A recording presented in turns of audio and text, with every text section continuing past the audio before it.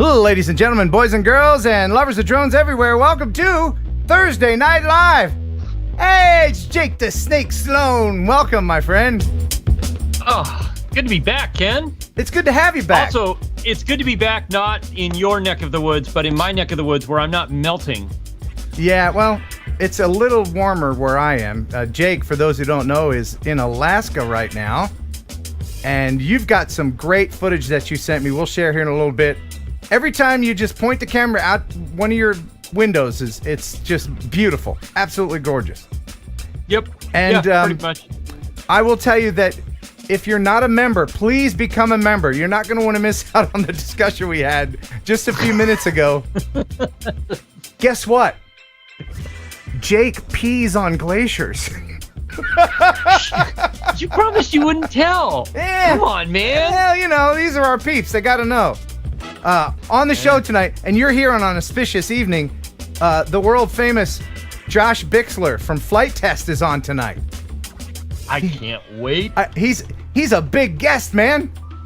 I mean, huge. I don't even know how you talked him into this, but it's pretty awesome. I don't know either, but he agreed to come on here with us lowly troglodytes, and him and his big, huge, almost 2 million subscriber channel, man. We're going to talk about that and RC stuff and his history, and he's just a really nice, down-to-earth guy, actually. So we'll talk to him, and I have to give you an update on Jeff Sills.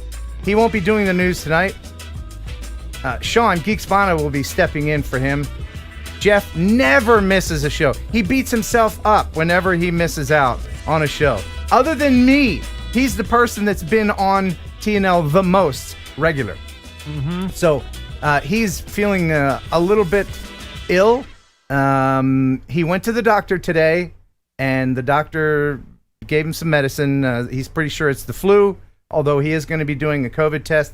Even his kids are feeling flu symptoms. So let's have our thoughts or prayers out to him and his family, and he'll be back next week. I think he's watching now, and for those who are members, you can let Jeff know how much you miss him tonight by putting up that new emoji I made of him. You can find it there in the special emojis section.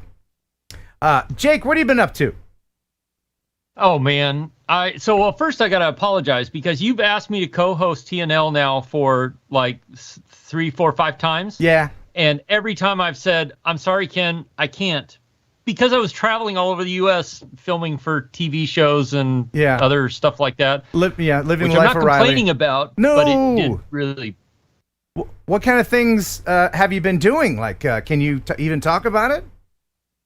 Yeah. So I was down in like 4, 5, 6, 7 states filming a special for PBS. Which is pretty cool. The whole thing is completely shot on drones. Right. Well, mostly shot on drones. We did use a helicopter for one part. Did they pay you in tote bags? Yes. I have a lot of tote bags. Yeah, I bet. Yeah. And then I did a couple of different episodes for Chicago PD, which is pretty cool. And I did another thing for Caterpillar, which I can't say anything about until that comes out sometime in September.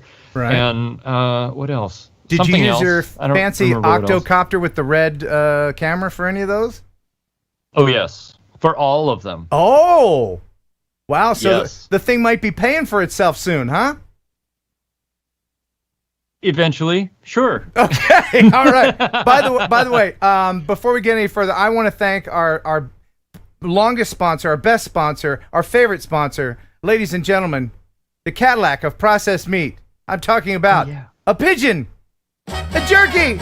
You'll enjoy pigeon jerky, the Cadillac of processed meats. You'll enjoy pigeon jerky, and you'll give your family a treat. It's balanced nutrition to help them grow, and it's full of fiber to make them go. Here we go! You'll enjoy pigeon jerky, the Cadillac of processed meats. Yeah! Thank you, Pigeon Jerky. Jerking pigeons since 19 something. A while. A long time. And I have just noticed, do you see all those pretty colors up there? It looks like there might be a super chat train coming. So if you want to hop on and support the channel by either hopping on the Super Chat train or becoming a member. We're looking for a goal, of course, every night of 10 new members. That would be awesome. And I want to thank all of the pre-show Super Chatters very much for their contributions. Thank you. I had to restart my computer, and so off they go into the ether, so I can't remember. It doesn't. Thanks, YouTube. You're awesome the way that works. But Mark H. with $50. Jake, do you see what Mark H. did? Yeah, man, that Mark H, he's something else. He is such a cool guy, and he's so supportive of the community. It's amazing. He really is. And he gave us a $50 super sticker. Thank you so much. Artco out there in Colorado, $5. He says UCLA Trojans beat the Oregon State Beavers. With awesome penetration. Yeah. I never know with art. I really need to pre-read these, but thanks, Arco. You whack-a-mole. Big Water UAV Solutions with the $10 for medicinal purposes. Thank you so much. Incidentally, some of you are curious about what happened in Chicago with my car. I will say it was an adventure. I'll give you the short version for those who are interested. I'll tell you later. But I met some wonderful people up there, and I met, not to give anything away, but I met the best tow truck driver ever. So there's a little hint as to what happened. But I have some video of that coming up. Jay Young, nice. Thank you so much, Jay Young, for the $5. She'll be coming around the corner when she comes. Geeks Vana. What? Geeks Vana's on the show. What are you doing, man? What are you doing? All right. Thank you for the 5-pounder. Choo-choo. Northside Hawk Drone and Tech with I think that's an Australian, $2. Hello from Melbourne, sorry, Australia. Eric Swanson, $5. $5 for Jeff Sills and the medical bills. Hey, that is a good band name. It really is a really good band name. Ladies and gentlemen, one night only. Jeff Sills and the medical bills. Yeah, I will give a portion of this to Jeff. He's awesome. We love him. Rob Agnew. Thank you, Drone Rob. With a 215, hop on the train, he says. Dyna Drone! $5. Hey guys, I just got here. Welcome to you. Joseph Moylan Carter with a 5-pounder. Thank you very much. Ken, please wave to my mother Elaine. For one night only, she is staying up late with me watching. She had a stroke a few years ago, but doing well now. Yes, I think you sent me a video with your mom, and let me wave to her. Hello, Mom. Hello, Elaine. Hi, Elaine. Your son's awesome, and thank you for making him. I appreciate that. We all appreciate it. Thank you, Elaine. The Mojek with a 449. Thank you so much for the poundage. Choo-choo, Super Chat Train. Happy TNL, everyone. And Philip Koshat. Oh, my God. There's Koshat all over the place. Thank you, sir. $10 from him. And he also contributed in the pre-show chat as well. That's right. He did. Very generous, all of you. Thank you so much. Robert Anderson with a $5. Choo-choo, he says. Thank Choo-choo very much. Northern Tier FPV with a $10. Hey, Ken, Jeff, hope you feel better soon. Have a great show. And Jeff Young. This is a long train, my goodness. Jay Young with a $3. Chumming the waters for Lexus. Join in. We're going to start a love train. Yes, I saw Lexus in the chat as well. Lexus, I love you, baby. You know I think about you all the time. It's you and me. Do I need to go away? Yeah, we're gonna need some alone time. Cliff Combs, cliffhanger photo with a 333. Sorry I missed you last week. All aboard, he says. Thank you very much, Cliff. WHM3 with a $20. My goodness. WHM3, always very generous. Whenever I see WHM3 in the super chat, it's always a nice, lovely orange $20. Thank you. Hot dogs, mac and cheese, TNL makes for an awesome Friday Eve. Yes, and this is something I wanted to make sure to do every time. Thank you, Europeans, for staying up late. It's Thursday night here in the United States. It's 1 a.m. in where Geeks Vana is. Isn't it, buddy? Yeah, it is. It is indeed, yeah. And for everybody else in Europe who stays up to watch us, we really do appreciate it, and we hope that it's fun for you tonight. Kaka Poo Head, who also contributed earlier as well. Thank you so much, Kaka Poo Head. Great username. $4. Thank you very much, sir. Leonard Oglesby with the $5. Here's some gas cash for the Abarth. Yes. When my car is broken, my radio station lets me drive that piece of poo, the Abarth. It is a death trap, but at least I can get my groceries in it.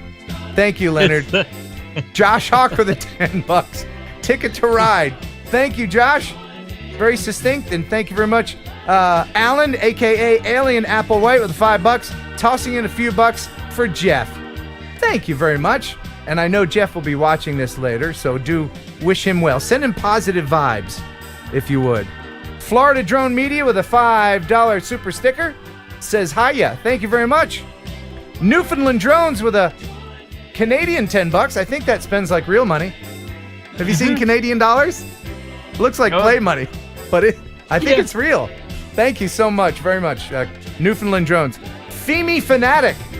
That's a great username. I don't think I've seen them before. And this says, get well soon, Jeff. Thank you, Femi, for taking the time to super chat. And the caboose looks like it's going to be Matt Bugby Aerial Views. Thank you very much. $5 from you. I want to hear a Mazda story with a happy ending. Get well, Jeff. Yeah, I'll give the Mazda story later. We've got to get to the news. We've got a lot of it. And I don't want to be late for our guest. Our guest tonight, Josh Bixler from Flight Test. And you don't keep big wigs waiting. Time is money. They don't have time for this. It's enough that they're coming down here slumming with us. So I appreciate that very much. But before we do the news, us peasantry YouTube folks, us plebeians.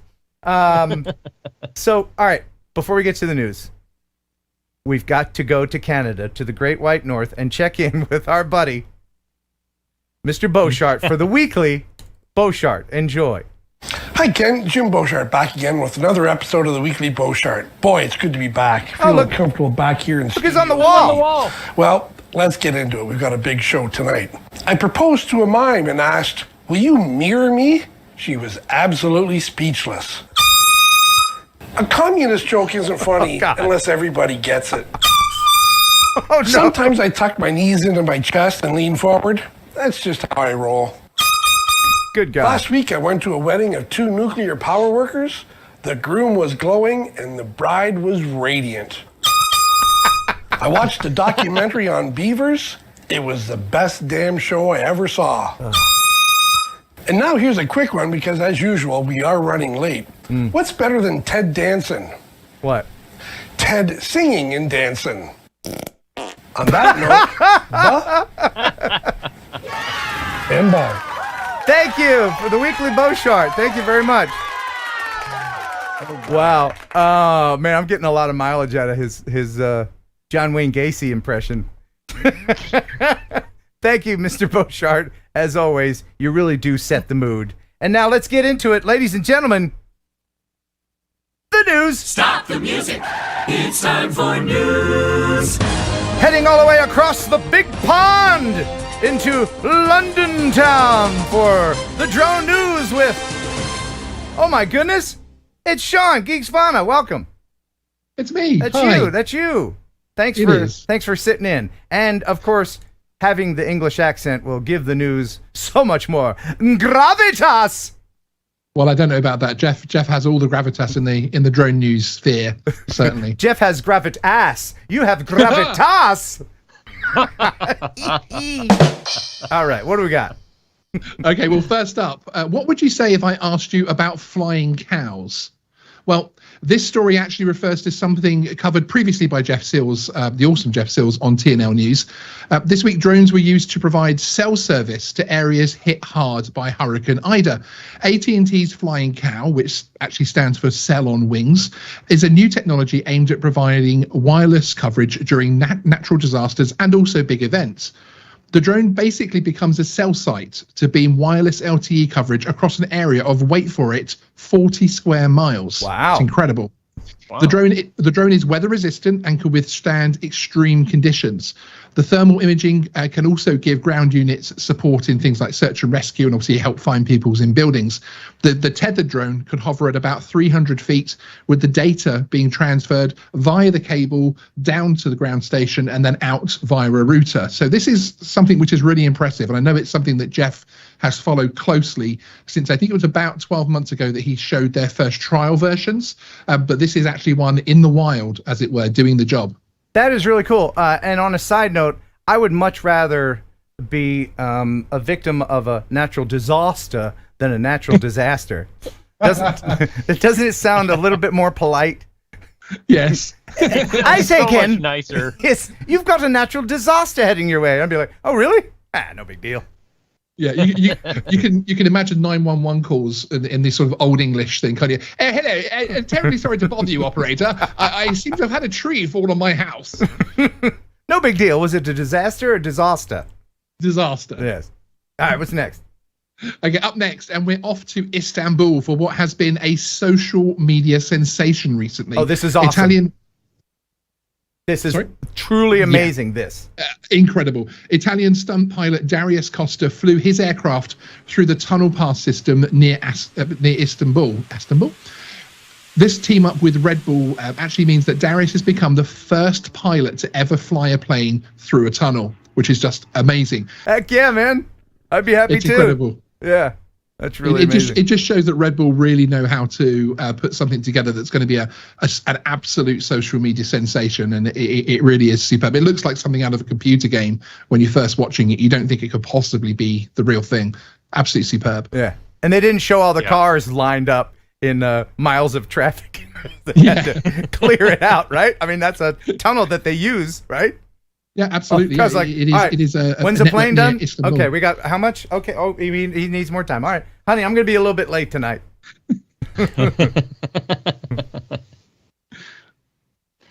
And that's your cue, news guy. Oh, sorry. Wow. Now, after what has been a week that would have disappointed some drone fans, including the host of this show, Ken Heron, will be a little bit disappointed to see that DJI released the OM5 phone gimbal this week, not the Phantom 5. Sorry, Ken. Yeah. Yeah. A lightweight device with a built-in selfie stick. Because Oh, we all great. need one of those, right? Great. That's, Great. You know. Didn't selfie sticks go out with fanny packs? I thought we got yeah. over them. Weren't we over them? It's a manual selfie stick as well. It's not as if it's some cool thing that like. Bzz. Oh, you have to pull the thing. Oh, anyway. Oh, it's not a button, and it just. No. It's not, oh. You pull the thing out. Oh, You that'll pull the be thing out. on the 6. Yep. Yeah, exactly. yeah, exactly. Yeah, they're holding back the motor for the 6. Stop making gimbals, DJI. Do go back to what you know. Exactly. Yeah. And speaking of which, Focus, obviously now that's out of the way, Focus is now back on the rumored release of the DJI Mavic 3. Ooh. There's a Brazilian content creator, Drone Modelismo, who's an awesome guy, and hi if you're watching. He's released a video showing renderings, which he claims are actually from photos of the drone. So essentially he's got hold of some photos of the Mavic 3 and created some artistic renderings of them, because they're not allowed to release the actual photographs. Now, although these specs are, of course, still only rumored, if it's true, it would appear that the Mavic 3 is actually coming along the line nicely. If they're starting to be out there in the leak world, as it were, and this will obviously be the first consumer drone release, which actually uses a multi-lens camera similar to a smartphone, which I'm not sure how I feel about, but we'll have to. DJI tend to get it right. So well, look, whatever it is, see what happens. Whatever it is, it's going to be light years ahead of the previous version, and your previous version is just going to be worthless. You're not even going to want it. You'll be embarrassed if you fly that old thing out in public, because everybody's going to see you and like, oh, he doesn't have the latest and greatest. What kind of a pilot can he be? Because I mean, right. that's the mentality of a lot of people. Like, oh, well, I'm going to buy this new thing that's better and more expensive. It's going to make me a better pilot. No, it's not. Practice will. Exactly. No, that's not true. That's not. It's always not. The more expensive the equipment, the better you're going to be at I'm it. sorry, I misspoke. You're right. You're right. It's not practice. It's not. No, I mean, it's not like you take a great pilot and give him a Phantom 2 and he's just going to make crap with it. He's got to have the most expensive thing. You're right. I'm sorry. My bad. Back to you in the news. So as far as release, obviously with things like Chipageddon going on at the moment and the chip shortage, I don't think it's going to be any time soon. Whether or not we see a Mini 3 first, maybe, or something, who knows? I think the release schedule is completely out of whack, which is the whole reason why we ended up seeing a DJI Mini SE, so that they could bring in a little bit more revenue. Which brings us on to our next story, because it appears that other drone manufacturers are kind of listening to DJI and obviously watching them. So more on drone releases, and Hubsan have followed up on their Xeno Mini Pro release, which was average, has to be said, with the announcement of an SE version. Now, the model insignia, as I was saying, was first seen on the DJI Mini SE, and just shows how much the others are following their lead. Many have been disappointed with the main Pro release, citing camera issues and withheld launch specifications. So essentially, the spec promised wasn't on the drone at launch. It's interesting to see them announce an SE product with reduced specification, especially when it seems that they haven't really caught up with the orders for the main drone yet. So it's an interesting one, and it's going to be a very interesting few weeks to see how it plays out. And they're claiming, what, 45 minutes of flight time? Yeah. Let me ask you this. Yeah. How much flight time do we really need? Like what? I need at least an hour and 26 minutes. Really? Okay. Yeah. Because then you'll run out of SD card space. Exactly. Right? I mean... Well, but that only works if you start recording the minute you take off, and you don't stop recording until you come and land, and then you sort through that hour and 26 minutes of footage later. And by the way, you should do that. For the one good shot that you got. You should do that, really, most of the time. Just leave it recording if you can, because you never know what's going to happen. Unless you're on a job and you know what you're wanting to film, like you.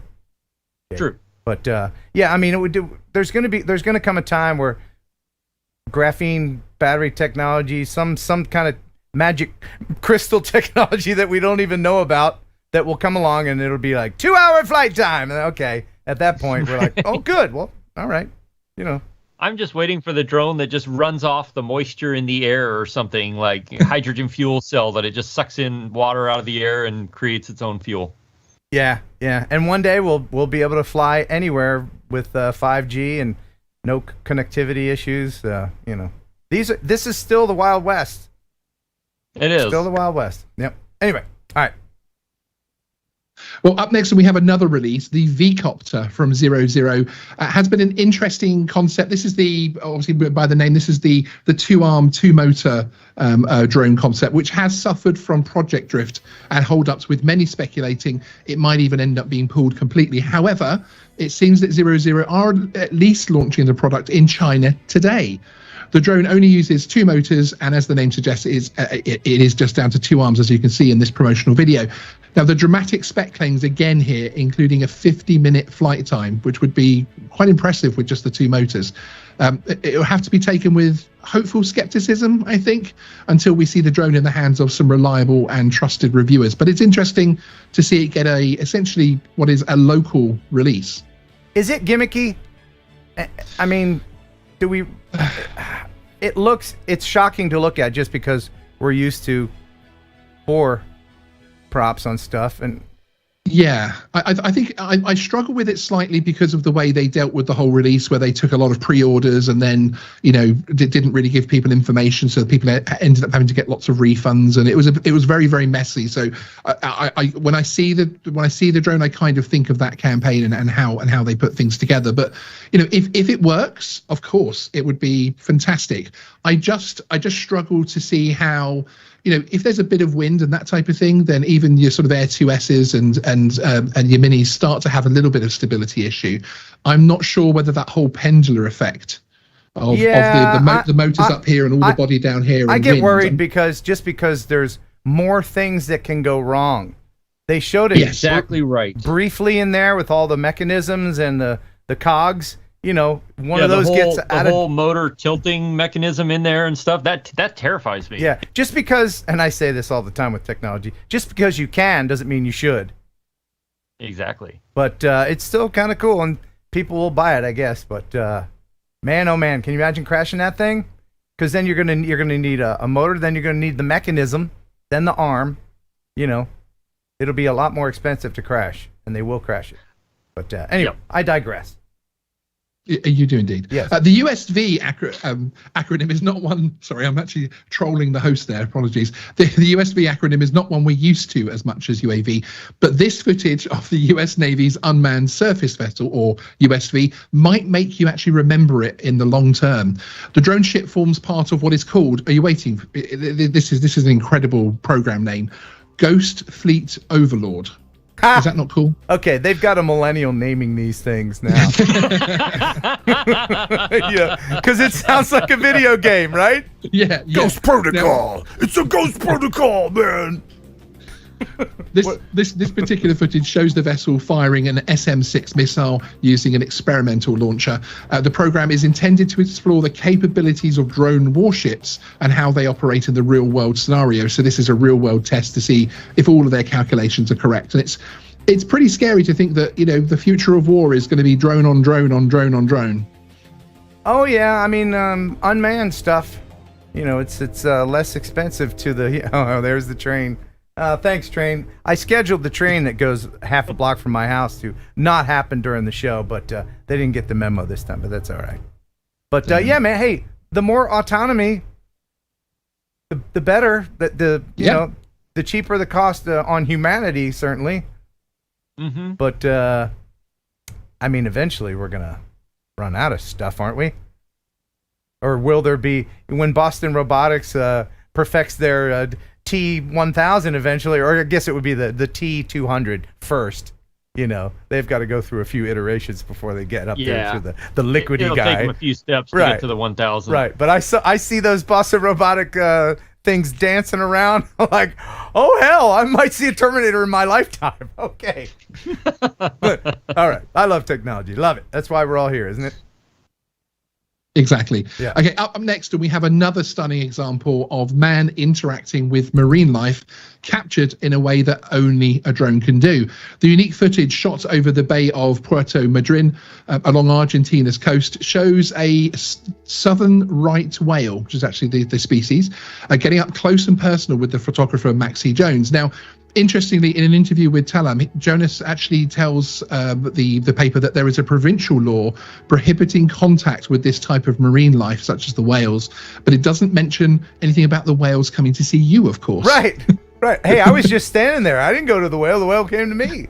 Yeah, and it actually goes across on its side here, which is pretty cool. And it does, when I first saw this story of a whale playing with someone in the water, I thought, yeah, he's trying to eat him or something. He's trying to check out if he can eat him or kill him. He wants somebody to take that paddle and scratch his belly. That's what he wants. Yeah, but actually the mannerisms and the way it's swimming, it does kind of look like it's having a little play with him. It went on his side, which is quite exposing a lot of its sort of underbelly, etc. And yeah, it's really cool. Amazing drone footage, though. This guy is a professional photographer, and he has got some other cool stuff in his time, but he does place this right at the top of the things that he's captured.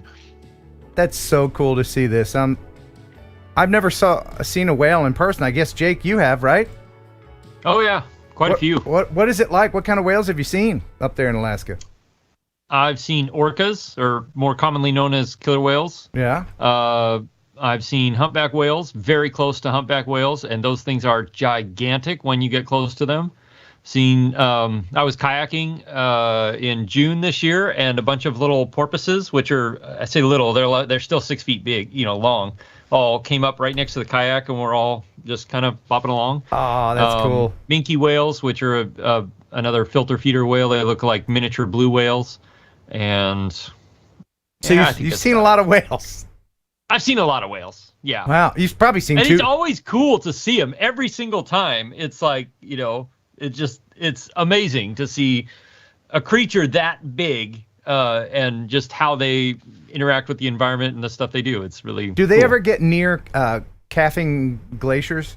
Or do they know better? I guess they can hear all that cracking underwater, right? Oh yeah. They keep a pretty good distance away. Partly because they're usually just chasing their food, the krill or whatever they're eating, the herring, or in the case of killer whales, the salmon. And so generally there's not a lot around there. The only thing the orcas will do is go into like the debris field of glaciers where the icebergs are all sitting out there, and they'll team up and hit an iceberg with a wave so that it'll wash seals off or knock the seal off the iceberg so they can get it. Poor They're seals, super man. intelligent, and they're actually quite terrifying as a predator because they're incredibly intelligent. And they work really well together, but thankfully, we're not on their menu. So, Man, it would suck to be a seal. I mean, you got the polar bears and everything's. They're just. What do seals do? I mean, they're lunch. That's what they are. Seals. Anyway, all right. Sorry, Sean. We Hey, got off on a tangent there. Go ahead. sidetracked on whales. I thought we were talking about my ex there for a minute. Oh, dear. Whoa. Oh. I thought you were gonna when he kept talking about whales and the size of the whale. I thought the Ken Heron comedy would kick in, so I thought I had to step up. So, Thanks. okay. Next story. Could this be the tech which actually extends the tennis career of our very own Kelly Green into his twilight years? Oh. Anyone for badminton? Researchers at the University of Tsukuba in Japan have developed a way of allowing the visually impaired to take part in the sport of badminton. Using a telo drone, which of course could be coded in so many ways to do so much, and placing it within a cage. The players then use a specially created racket, which includes sensors, allowing the drone to be sent back across the court to the opponent. The smart rackets have no strings, as you would hope, because that would end badly, and instead use sensors which detect the telo flying inside the hoop, and then those sensors then tell the drone to go back across, which is pretty clever. Whilst researching the issue, they found that many visually impaired players of the sport found the game to be too fast-paced. Therefore, this slower version and audio-focused gameplay helped them to at least participate, which I think is great. I mean, it seems to me this is the kind of thing that actually researchers do, and obviously it's doing something great because it's helping visually impaired people enjoy sport that they've played for years. But you often find other things will get sort of spurred out of it, if that makes sense. Okay, good, because I was just going to say, how many people, hard of seeing or not, want to play badminton? I mean, it's right in the name, bad. I mean, I can't remember the last time I played badminton, but sure, this has to be somebody's research project for college or something, because I don't see any real use out of it. It's a university research project. So okay. Yeah, and as I say, I think with these things, there's always what happens next. So that guy then goes on to be an Elon Musk or something, or takes those innovations and they actually find something completely irrelevant to badminton or sport whatsoever. I don't know. They find that using a new innovation for an elevator, using that technology. But yeah. let me say this: I've had friends who were blind, and I had one friend that was born blind. So this badminton thing would be for people who remember seeing, because yes, if you're born blind, you have no reference of memory of what a ball does when you hit. You know what I mean? Like it would be easier for someone who remembers seeing to do something like that. Yes, it's unfortunate that Kelly Green isn't in the chat right now, because Sean did say at the beginning it's for people like Kelly Green who, in their twilight years, can still play badminton. Yeah, right. They might struggle. Right. I'll have some video. He's actually, I think he's in Bowling Green for a championship, so he might win the state championship. And I'll have some video of him and his. He hangs his racket on his walker. He's in the he's in the over 50 league. So I tease because I love. Back to you in the newsroom. Okay, now when you're looking at anything, you can really claim it's a world's first. You get these weird things, don't you, where it's like, this is a world's first, but sometimes you have to assess whether or not it's a world first because no one's been crazy enough to try it, frankly. Mm-hmm. And YouTuber and paramotor expert Greg Anthony Harris has performed the first air-to-air delivery of fast food. It's actually from a popular UK chain called Greg's. So there you go. They went and got their little sausage roll. Now, this seems like something crazy to try, but the exercise was actually developed by Greg as part of his efforts to help paramotor users and drone pilots, of which he is both, to understand the potential dangers of sharing the airspace and help each other to make it a safer process. Yes. The whole video. Yeah. The whole video is a cautionary tale. And a demonstration of what not to do, but yeah, we did it. So the guy flying the drone is not your cousin Skippy. It's a world-class FPV drone pilot. Yes, and exactly. Please don't do this. But it was cool to see that it could be done. But don't do that. Don't do that. And the rest of the video is very informative. Also, don't go out and just fly around paramotor people who are paramotoring or parasailing around. No. You just don't do that stuff. No. Yeah, no, I would recommend wholeheartedly watching the whole video, because literally that is the clicky bit to get people to go watch it, which is great because lots of drone people are like, oh, I'm going to go watch that. And then he does actually demonstrate. He actually gets the sails and flies FPV drones into them at full speed to show the damage it could cause. And it really came about because he is a professional FPV pilot and, as I say, a paramotor expert. And he was getting some great footage one day flying these FPV drones around them. And he thought to himself, actually, if these things did connect, there could be a lot of trouble here. So that was actually the whole reason behind that. Yeah, there's some high speed heart of the cool video. There's some high speed camera footage of what happens when a drone hits a paramotor carbon fiber blade. Pretty. It's not pretty, and it's very expensive and dangerous. So don't do it. But yes. All right, let's endeavor to get through the rest of the news quickly, because our very special guest, Josh Bixler, is no doubt standing by and waiting for us to stop that. Yes, I'm being told by imaginary producers telling me we have only 3 more stories left. Okay, let's do it. Okay, so EHang are at it again. This again is a story which Jeff covers often, with beyond visual line of sight trials to allow their passenger aircraft to defeat traffic issues around airports. Now, essentially what will happen is people will be able to take the EHang craft from, I don't know, let's say you're flying from JFK, you'll be able to fly from sort of downtown Manhattan at a particular port area, heliport, and fly across to the airport to catch your flight rather than clogging up the area with vehicle traffic. Now, the trial was made possible by special permission of the Estonian Transport Administration, and it demonstrated how manned and unmanned can actually share the airspace using U-Space UTM. Pretty cool. That is pretty cool, but I'm going to wait until a few people ride this thing before I get on it. I mean, it looks like they put a lot. I mean, it is. EHang is, of all the these things, this is probably the one that I would ride, but you know, as well as anybody else in the aviation world, people usually have to get hurt or die with regular aircraft before they change or update anything. So I'm going to wait until version 2.0 at least. Exactly. And you have to worry about getting out of those with the props below. Right. You know, yeah. There's not any going kind to be of emergency situation. You've got to jump out quickly. Yeah. There's not going to be. Oh, my legs. There's going to be an inflatable slide that pops out. Yeah. Oh, you would hope so. With a Kevlar bottom. Upside down. Right. Yeah. Yeah. All right. Okay, up next, and Oklahoma police recently deployed a drone to successfully locate a suspect, which is a first for the department. That officers had got into. Subject had bailed out of a vehicle. They believed that he might be armed.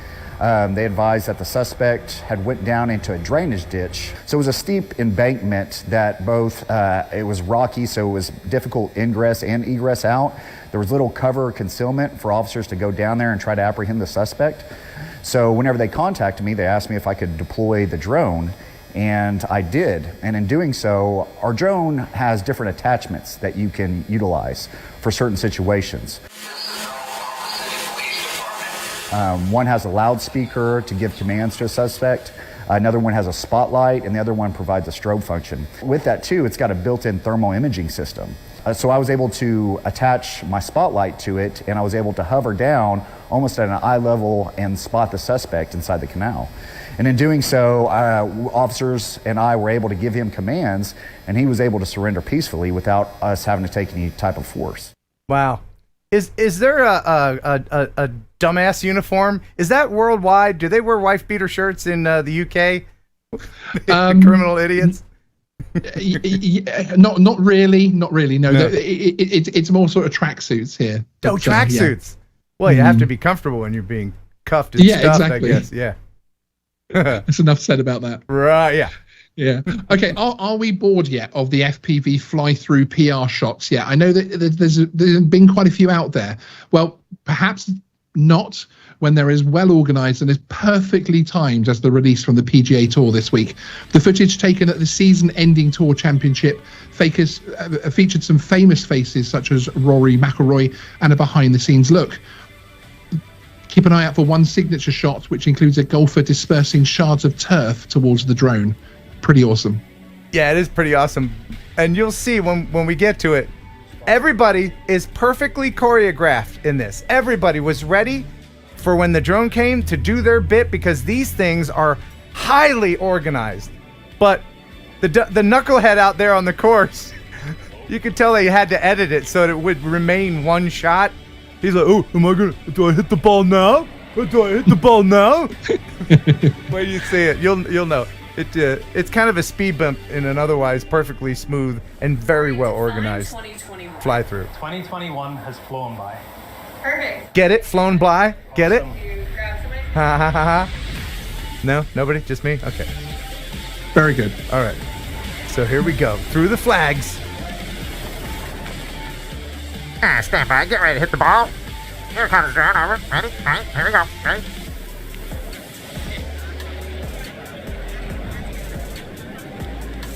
And go. No, don't practice. All right, I'll fly around again. All right, you ready? Now you take your time there, Skippy. Look at him. He's just lining up. Drone's hovering. And we'll take a practice. He's ruining the shot. This one guy. Come on, DJ. Come on, DJ. That was not planned. All that fixing my shirt. I agree. That was a prima donna golfer guy going, oh yeah, I'll do your drone thing. But this guy, he was ready. Boom! Oh. Yeah, that was awesome and well done. Well done. Just as a drone guy and a film guy, a video guy, that pissed me off. That one guy's like, oh, is that the drone? Okay, let me take a practice swing. I'm more important than everybody else. Douche. Exactly. Especially when the last guy just took that bunker shot and actually got it in as well. That style, doing it exactly on time, right, and pulling off a hard shot like that, that's cool. That guy stole the show. Yeah. Right. I have not yet been involved with one of these things, but I've seen behind the scenes video of all the stuff that you have to do to get those hundreds of people ready for all. I mean, amazing. Well, Sean, thank you so much. I'm going to let you go to Betty by now. Thank you very much. Get well Okay. soon, Jeff. We love you. All right, man. Thanks for stopping by. Now get out. Yes. Gotta love that Sean. Oh man, he's such a cool dude. And now here is Jake Sloan with the first hilariously funny joke of the evening. Did you know that most Alaskans don't keep their money in those greedy banks? No, I didn't know that. We keep our money in Fairbanks. Oh, God. That's pretty good. I just got a new warning that I've never seen before on the stream. It says, this is from YouTube. Warning, heads up, we've detected copyrighted audio and video in your stream. Your stream may be temporarily blocked. What? That's a bunch of what I like to call boo pucky. Oh, should I not have I pre-claimed all the video I sent you to play today? I just went ahead and claimed it already, Did just you? in case. I'm sure Should I it was- not have done that? I'm sure it was the whale thing. It's always the whale video. And then I'll get a notice from, sorry, your 2.5 hour stream was effed up by 10 seconds of whale video. Thanks, YouTube, you schmucks. Hopefully everybody can still see what we're doing because we have a very important guest and we need to bring him on right now. So stand by as we get one more joke from Jake the Snake, and I'll bring in Josh Bixler. All right. So this one, if you live way north, you'll get this. If you don't, I'll explain it after maybe. Okay. But the Alaska State Police called the other day, and they were asking where I was from the night of November 14th to February 12th. Okay. You got some wacky calendar days up there, don't you? Is that what it is? Yeah. Yeah, okay. I get it, only because you prefaced it with that. And Yeah, so if you don't know, in Alaska, there are parts of Alaska where the sun will set in November, and it won't come back up until February sometime. Right. That's what happens in the wintertime up here. Right. So we're waiting on Josh. It's we're calling him. And all right. I will tell you. I will tell you that speaking of Alaska, we're gonna play a game later on. Ooh. Where people can win fabulous prizes, including a GPC SD card holder and Freewell filters from freewellgear.com. That GPC SD card holder, I have one. It's a different brand, but it's the same thing.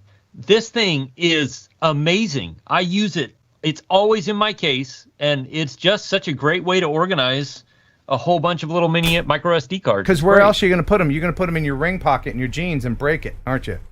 I mean, exactly. And people don't know that, but these things are not that strong. They'll snap in half super easy. And so having a little case like this to keep them safe and organized is really nice. Yeah. Thanks, GPC.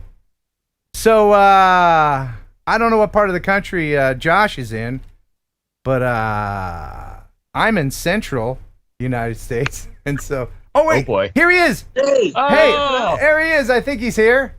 I'm here. He's there. He is. Hey. Literally trying to plug in my phone at the time you called, and I turned you off. Oh, that's all right. So, build phone port models, but I can't work a phone. Excellent. Hey, Josh Bixler, welcome How to are the you, show. brother? Thanks for having me. Thank you. Now, before we go any further, you are the largest YouTuber that I've ever had on here. Oh, really? Yeah, yeah. Quickly how overrated I am. Yeah. Oh, you're so overrated. But you're such a nice guy that I put together a jingle that I only use for big, huge YouTubers. I think the only other one I used it on was the history guy. I had him on. Wow. Yeah. And so Okay, I'm ready. Here's your big intro. We're gonna talk with a big YouTuber. They'll have advice for me and you, Bert. Good information that we'll imbibe.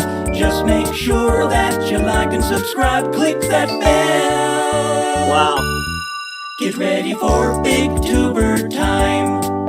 Hey, it's Big Tuber, Josh Bixler. I have never got an introduction like that in my life. What an honor. Wow. Well, we're honored. Nobody's given me that before. Now you just set the bar up higher. I'm going to put that in my rider. You got it, man. Well, you've got a rider. So No, I really don't. Big, huge. He has blue M&Ms within 5 feet of him at all times. Big, huge fan of you and your work and just your love of aviation. And I thank you very much for all that you do. I actually met you digitally for the first time in the FAA roundtable a couple weeks ago. Yes. And that's a lot of fun.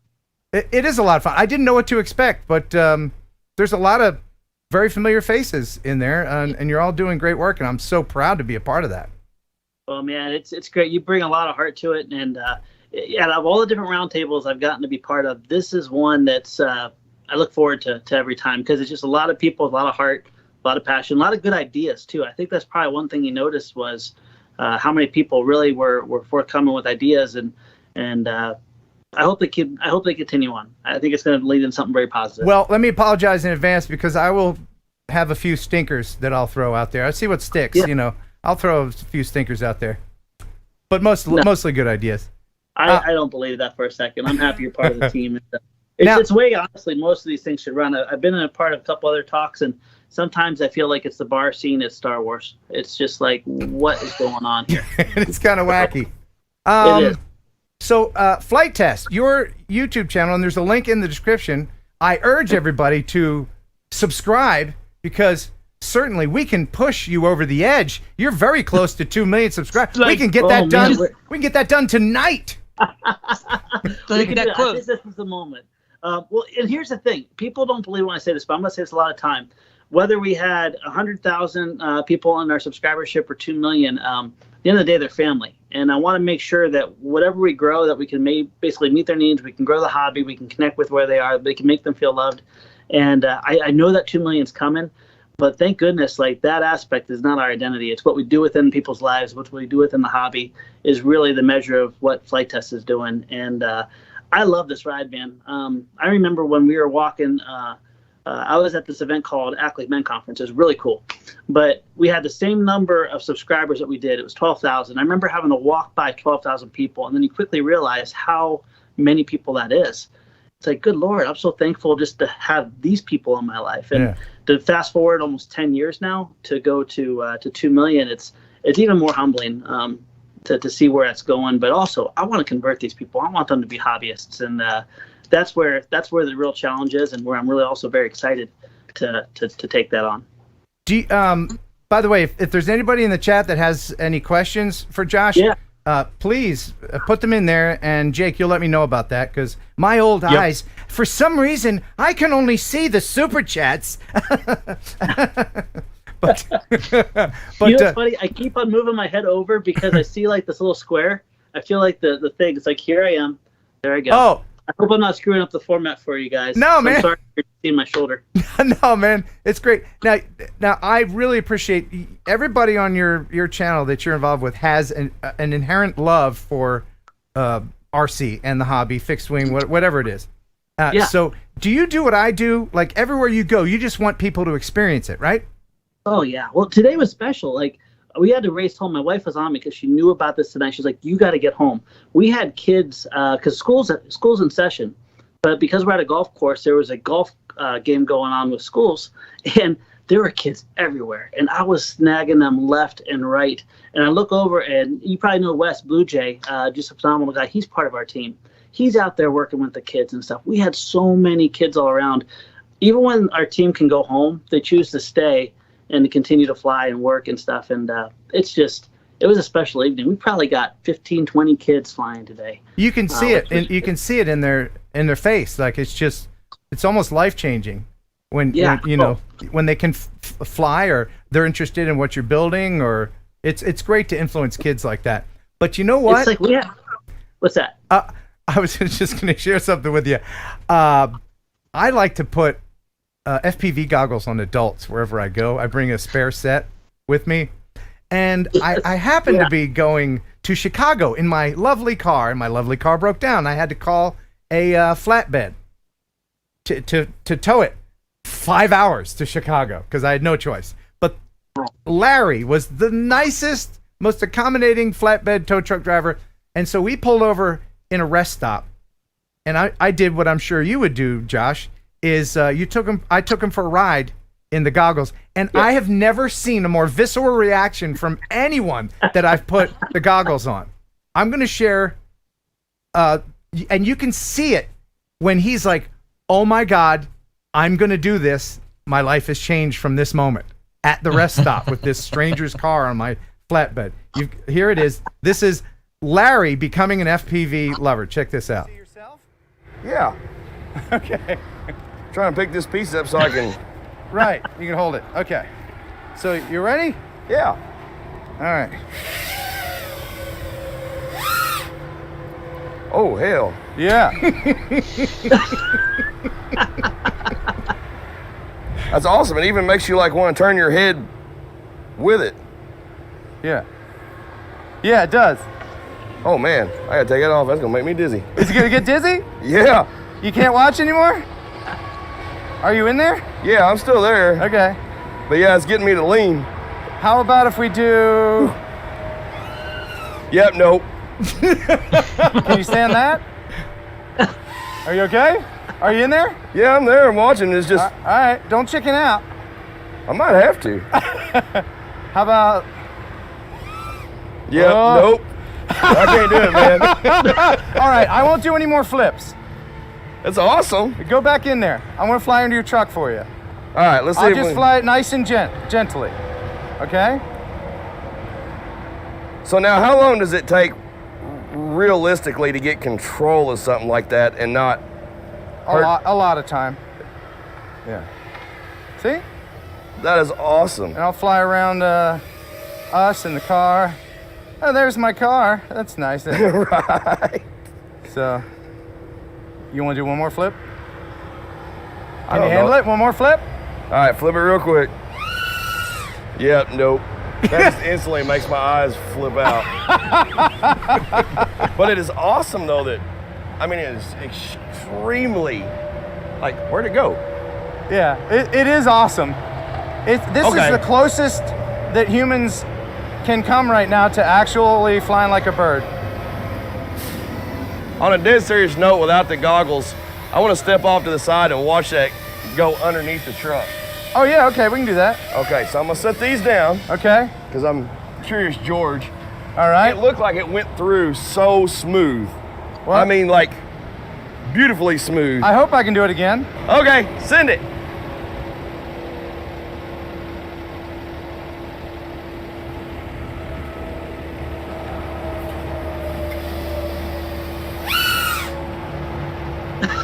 That is insane power. Yeah. And that was all he could talk about. The whole rest of the ride to Chicago, we had these walkie-talkies. He's like, where do I get one? How much does it cost? How long does it, where do I get the goggles? What's your phone number? We got to be friends now. I've put the goggles on a lot of people, and they're like, yeah, that's cool, or I'm sick, but I love creating fans of the hobby like this. That guy have his own YouTube channel. I'd watch that in a heartbeat. He seems awesome. He is pretty awesome. Yeah. Jake, we got any questions from the audience? Yeah, we did get one. Southern Illinois Aerial asks, how long did it take you to complete the build for the A-10 versus tank aerial battle? And I have video from that I'll roll. That's the A-10 seems to be one of your more popular vehicles. Go ahead and talk about that while I share this. Okay, that video was a summer project, and I kid you not. We have an awesome intern team member named Andrews Liu, and Andrews actually came from the time he was 16, worked all the way through high school, and we even got him 1 year of college when COVID hit.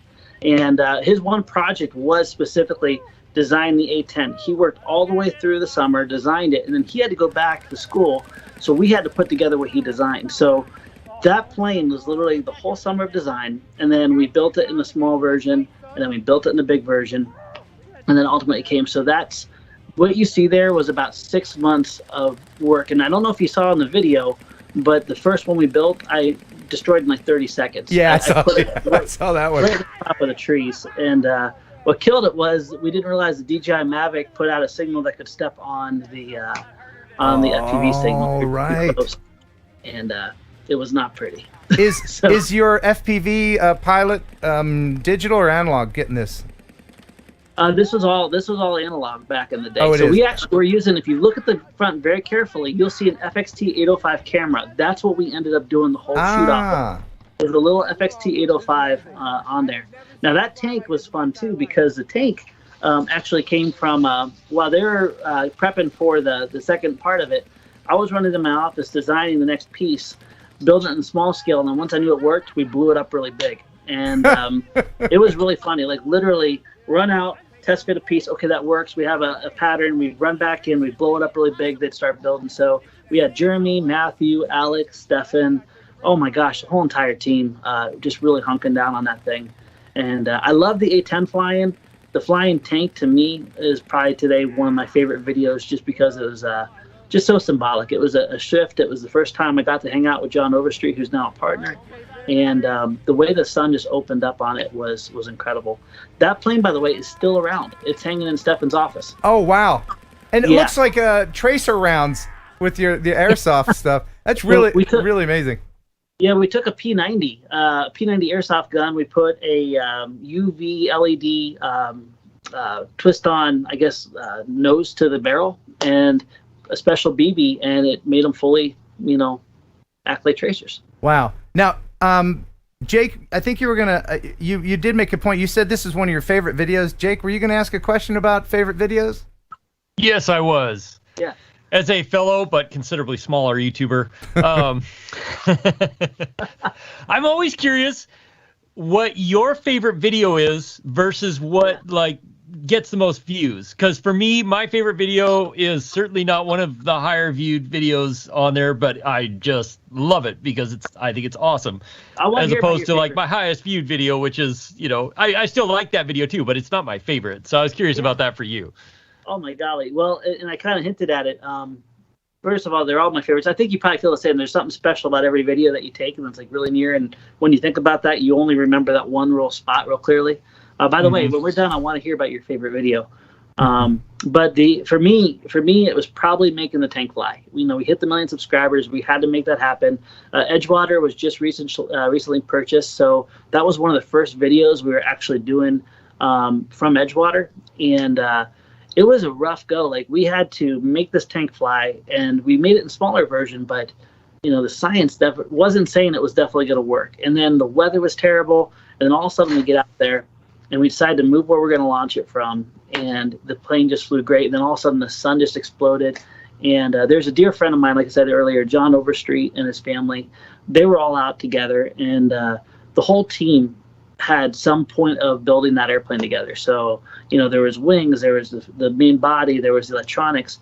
Everybody had a hand in making that episode a success. And when that happened, everyone got the win. And it was just kind of like, okay, this is a new chapter. This is what it's going to look like to dream big and do big at Edgewater. This is what we're going to be able to do regularly. And also, we're going to be able to do it with friends and family. So for me, that was probably one of the most impactful ones.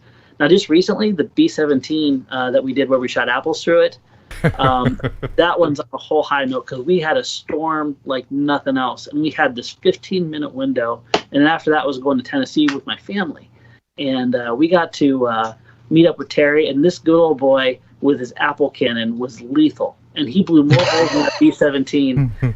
And to see this thing flying apart in midair and not come down, it's just like, this is like history being recreated. But instead of flak and these amazing warriors that were flying in these airplanes, it's just foam board. But the way it behaved and stuff was just incredible. So, yeah, I guess I gave you 2, but I cheat. What's now I want to hear about yours. Oh, yeah, Jake. Okay. Well, my favorite is, and I'll make this fast, I was sent a lens to review, and so I thought it'd be great to try and get some wildlife. So I hiked 25 miles into the wilderness and camped for 3 days, and I saw no wildlife at all. And so then I hiked 25 miles back out, and I went down and kayaked around the ocean, saw some wildlife down there, some whales and stuff, which made for some really good content. But then what made it my favorite was I got 2 of my friends with 2 bush planes, and we chased each other, and I shot everything air to air with the lens. And we just came away with some incredible photos of these 2 planes flying in, because I'm in Alaska, flying in front of glaciers and around all these mountain peaks and stuff like that. So that's my favorite video. Just overall, I'd say, just because of the journey and all of the things that, obstacles.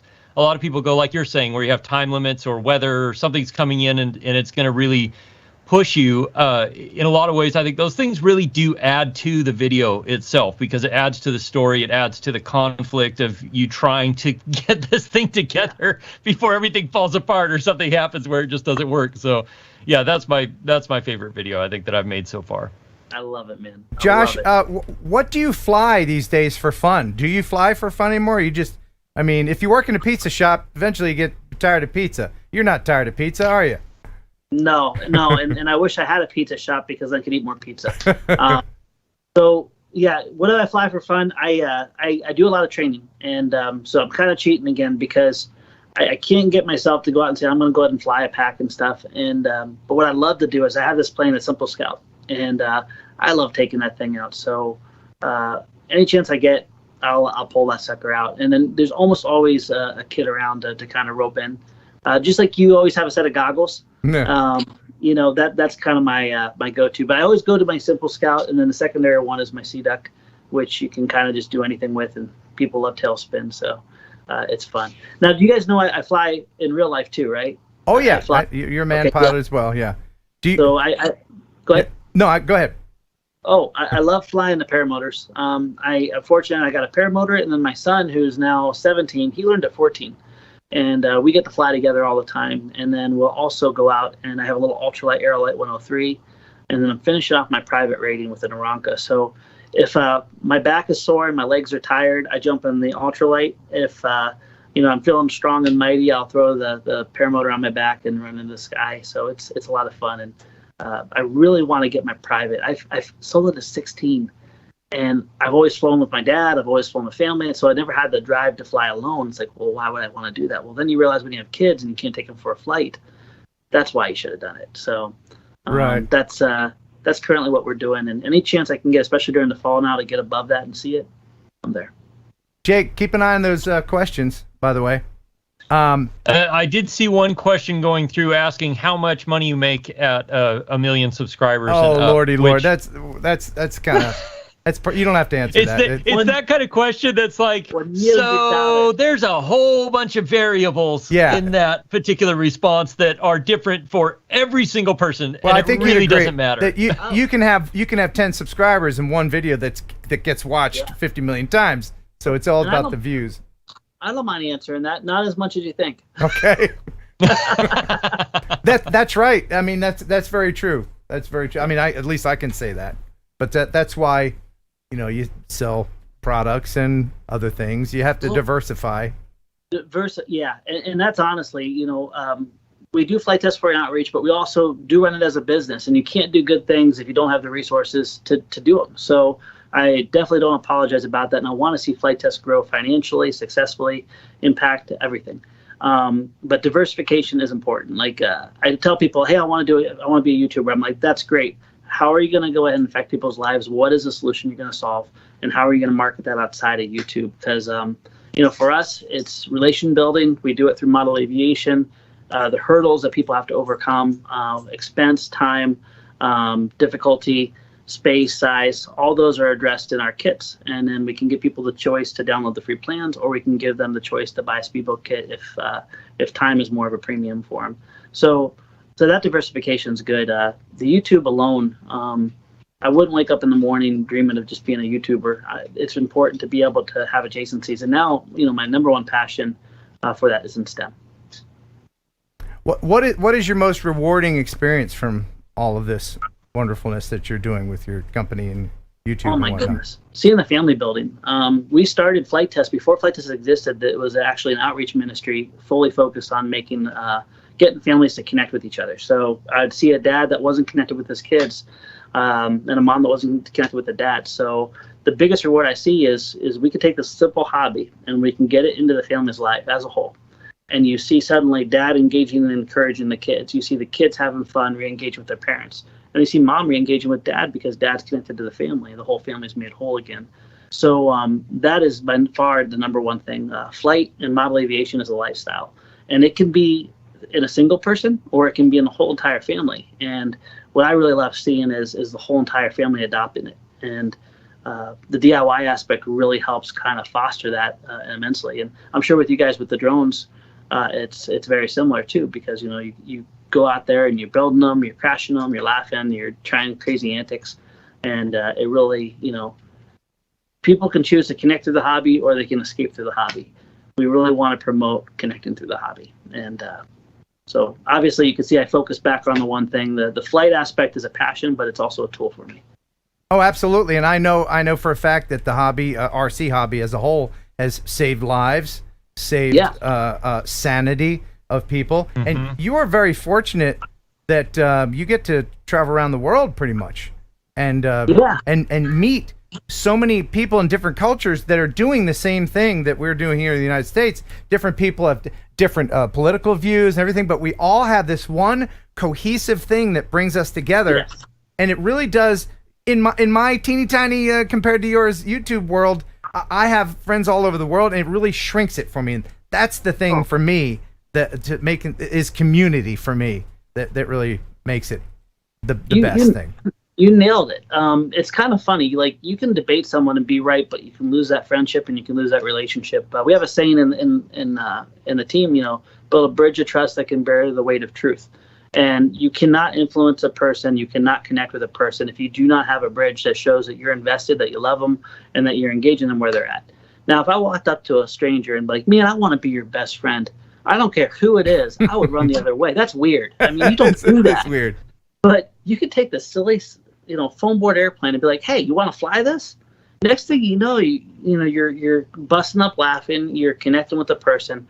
And in this time, with all the volatility with politics and every aspect where people can now have 30, 40 points, shown on social media, and it's like, I don't like these points, that person's not my friend. You can override all that and bypass all that by a simple activity like model aviation. And for the kids especially, it's crazy how you can give them a common, simple hobby that can actually give them a career path. And that's incredible. I mean, I wish I had that understanding and grasp, because I would have treated school a whole lot different if I had a passion towards where I wanted to go. I didn't get that until I got out of college and stuff, and I realized, holy cow, I could take all the things I enjoy doing in life and make a living off of it. Kids need to learn that like in third, second grade, start looking for their passion and trying things. And what's really cool is the parents, the second they see that passion, they feed it. They feed it big time. And that does something for the whole family unit too. So, yeah, it's crazy. I hate the divisiveness, in this world right now, but I love the fact that something as simple as model aviation can kind of be that bridge. And we have them all over the place at Edgewater. Like, you have the most diverse. They're going from tattooed Harley drivers to lawyers jumping out of a car, and everybody gets along, and it's just fantastic. Isn't it weird like that? Because I'm 55. I've got friends that I hang out with, like when I go to different cities, that are like in their 20s. I would never hang out with, like, know, otherwise, no offense, 20-year-olds, but we've got this drone flying, this aviation thing that we all love as a commonality, and you are a great ambassador for this, and a mentor, and everybody appreciates that, and in my small role as one myself, I take it very seriously, and there's nothing small about that and stuff. Impact is impact, and I feel blessed to have the platform we do, but I feel like we don't ever want to slide away from all the work being done by everybody as a whole within the industry and within their different passions. It's not I think it's just awesome the way you've connected so many people, and I truly appreciate that, and giving me an opportunity to share too. Now, I have another video of yours that I have many questions about that I'll share here in just a second. So we're holding people's attention, but I do want to ask you about what you think the future of RC hobby in general is with remote ID and all the other stuff. Where do you think we're going to be in 5-10 years, just generally? Yeah. Your opinion on that? I mean, is it going to be super different? Are we going to, I mean, is it a lot of naysayers are saying, the hobby is dead, and then other people are like, don't worry about it. Where do you fall? Do I get to answer before or after the video?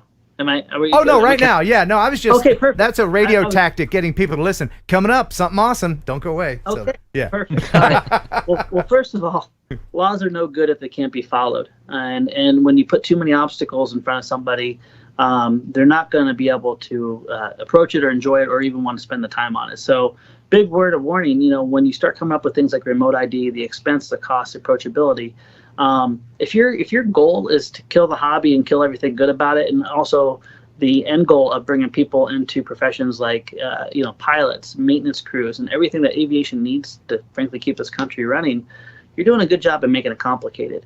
That being said, I got a beef with remote ID in regards to how approachable and affordable will it be. I'm happy about the fact that with I guess you could say, for lack of better words, the beacon technology, that's probably one of the most economical and affordable and ways to protect privacy. You still got to obey the law, and someone with malice in their heart to do harm is not going to care about that. So true. I don't want to get too political, but you're having people, you're expecting the good people to follow when the people that are intending harm are not going to. I think education and influence through bringing people in the hobby through mentorship is far more impactful, and it'll be far more beneficial. You can bookend, I guess, the middle group that maybe got in the hobby through a Best Buy drone and doesn't understand where to fly and the consequences if they fly in the wrong spot. But if you bring this into schools, if you bring this into families' lives and start teaching them, okay, this is what can happen if you fly in the wrong areas, you're going to be far more impactful through a mentorship relationship versus through, you got to now tie, this beacon to your phone and broadcast, unless you're flying at a FRIA, unless it's over 250 grams or under 250 grams. Complication is going to breed a lack of adhering by it, and so the hobby future is bright. I think we're going to be able to fix this, but I think the way that they're going by it is not necessarily the healthiest if they really expect people to follow the rules. Yeah. And on a side note, how about working your arse off to get the night waiver, and then now suddenly everybody gets it just by taking the recurrent test? I mean, that's gotta hurt a little bit. I mean, it did for me. There's a common theme is just, if you don't understand a weight, it's going to change again. It's kind of frustrating. The things that they announced in Section 349, they're changing before everything's been fully realized. According to that, they're changing it in midstream, and it's like, if you don't understand the laws, if you don't understand the rules, how are you going to follow them? But also, if they keep changing, how are you going to follow them? That's true. They seem so fluid, you know? Oh, yeah. It just seems like, oh, okay, this is a thing. Let's go this direction and stuff.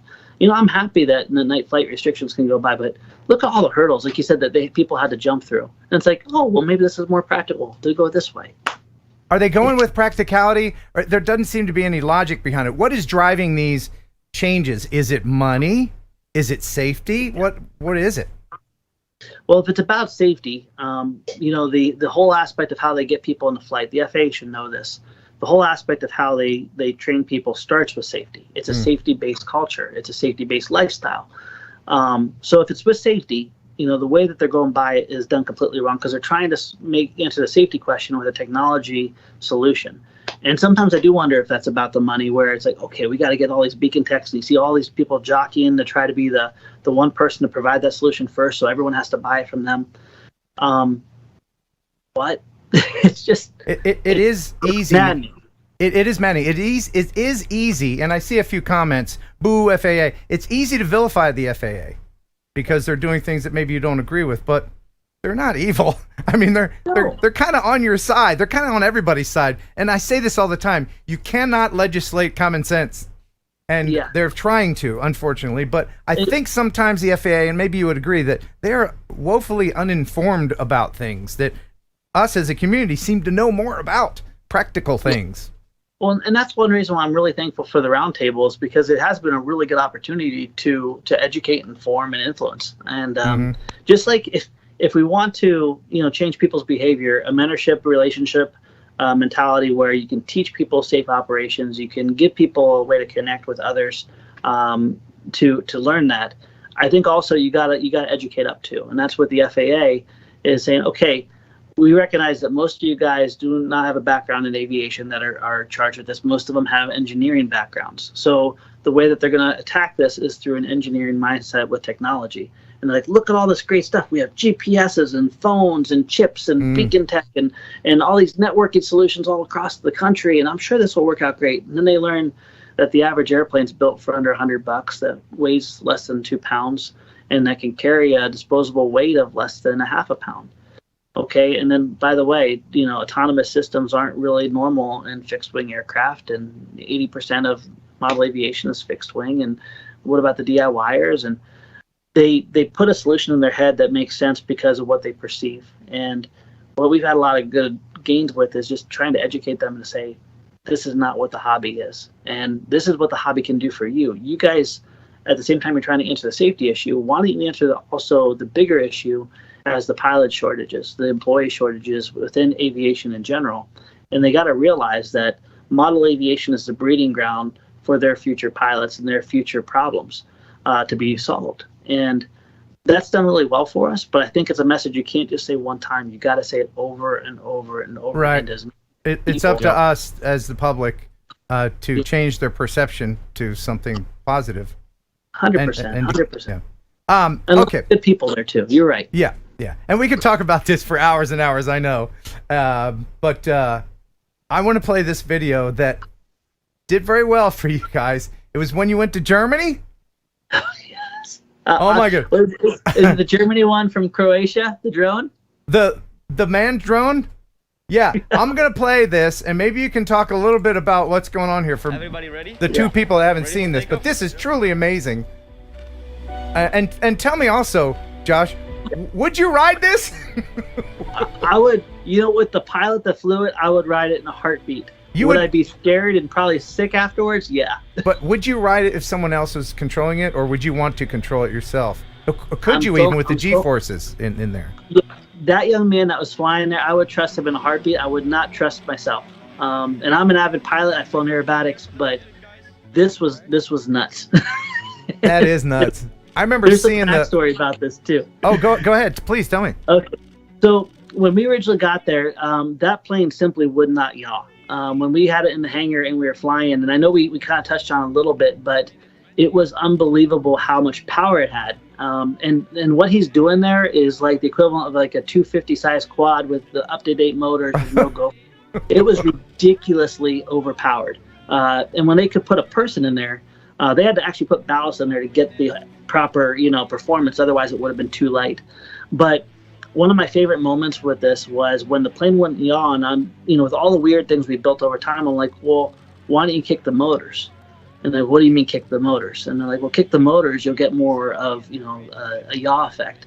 Well, next thing you know, the CEO, who's just an incredible human, he's doing all this crazy calculus and numbers, and he's like, it'll work. So we go from all this complicated, algorithms and stuff and checking everything to just literally going out with a ratchet and wrapping measuring tape and like scratching into the booms, and we're kicking these motors like it was a Versacopter, and we're just tweaking to see what would happen. Wow. And the thing just performed with so much authority. It was incredible. But I didn't know the price point of what it cost to develop this thing until afterwards. And here I am telling people, oh yeah, just kick the motors, it's fine. How much was it to develop? Oh man, I know by the end of the project, that was up over $1 million with that. The machine itself obviously was not that, but it was ridiculous, the amount of heart energy. And this guy, he had such a passion for the hobby and a passion to see this, continue to grow. I loved it. And to witness it, to climb inside of it, wow, yeah. I hope this is part of our future someday. What a privilege to be a part of this. And oh my gosh, is this the future? Will we see this in a decade? Maybe these people getting in and racing them. You know what? I was wrong about 3D printing airplanes. I was like, there's no way this filament's going to get light enough. And here I am flying a different one every week. Right. These things, like, I can't fathom the forces and the nimble and the control you're going to have. But I was at Oshkosh and I saw a black fly go, and I'm like, okay, that's real. That's legit. There's a human in there, and it was incredible to watch. So yeah, my answer is I think it's totally going to be real. Those people that fly them are going to be a lot braver than me. But it was awesome. And you mentioned about traveling all over the world. It's kind of crazy how even people from a crazy back area Croatia airport, they're all the same. It's just really funny. They drink funny fluids that you got to be careful about. But make sure you ask what's in there first. But it was really a cool experience, going out there, and that view flying over the water. Wow. I wouldn't fly a Mavic over the water. A new one if I was a new pilot. But Jake, we got any more questions coming in? Yeah. Quadcopters and Tech wanted to know what is kicking the motors. So can you explain what kicking the motors means and why, if you can explain why it gives more yaw authority? Oh, kicking the motors. Okay. I was like, okay, what is kicking the motors? I realized I said kicking the motors. So yeah. So whenever you have basically props that give out a lot of thrust, but not necessarily a lot of torque, a way to overcome that, and we did it with our Millennium Falcon episode and stuff, is by literally changing the angles of motors. So it's not only giving you more torque, but it's also giving you thrust in the direction that you want to go. So in this case, they had, I think it was 12 motors on there. When we opposed those motors and 2 were spinning up and 2 were spinning down, the ones that were spinning up were actually driving the plane rotationally, so driving in the yaw direction. And that's what we call kicking the motors. I'm sure there's a really proper, fancy way to say it, but you're just rotating the motors instead of being parallel with the surface of the ground. You're rotating them in an angle that when they speed up, they're gonna rotate you. The other ones are going the opposite way, and boy, you get some pretty sick yaw authority off of it. Cool. Yeah. How much more time do you have? Or were we keeping you from something? As much as you want, brother. No, okay. We're good. Because I have another video of yours that I'm curious about.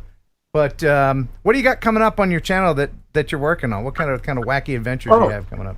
So, I mentioned the B-17. We've gotten to be fortunate. We're collaborating with Peter a lot more, Peter Schriepel, and he was a former team member, just an amazing guy.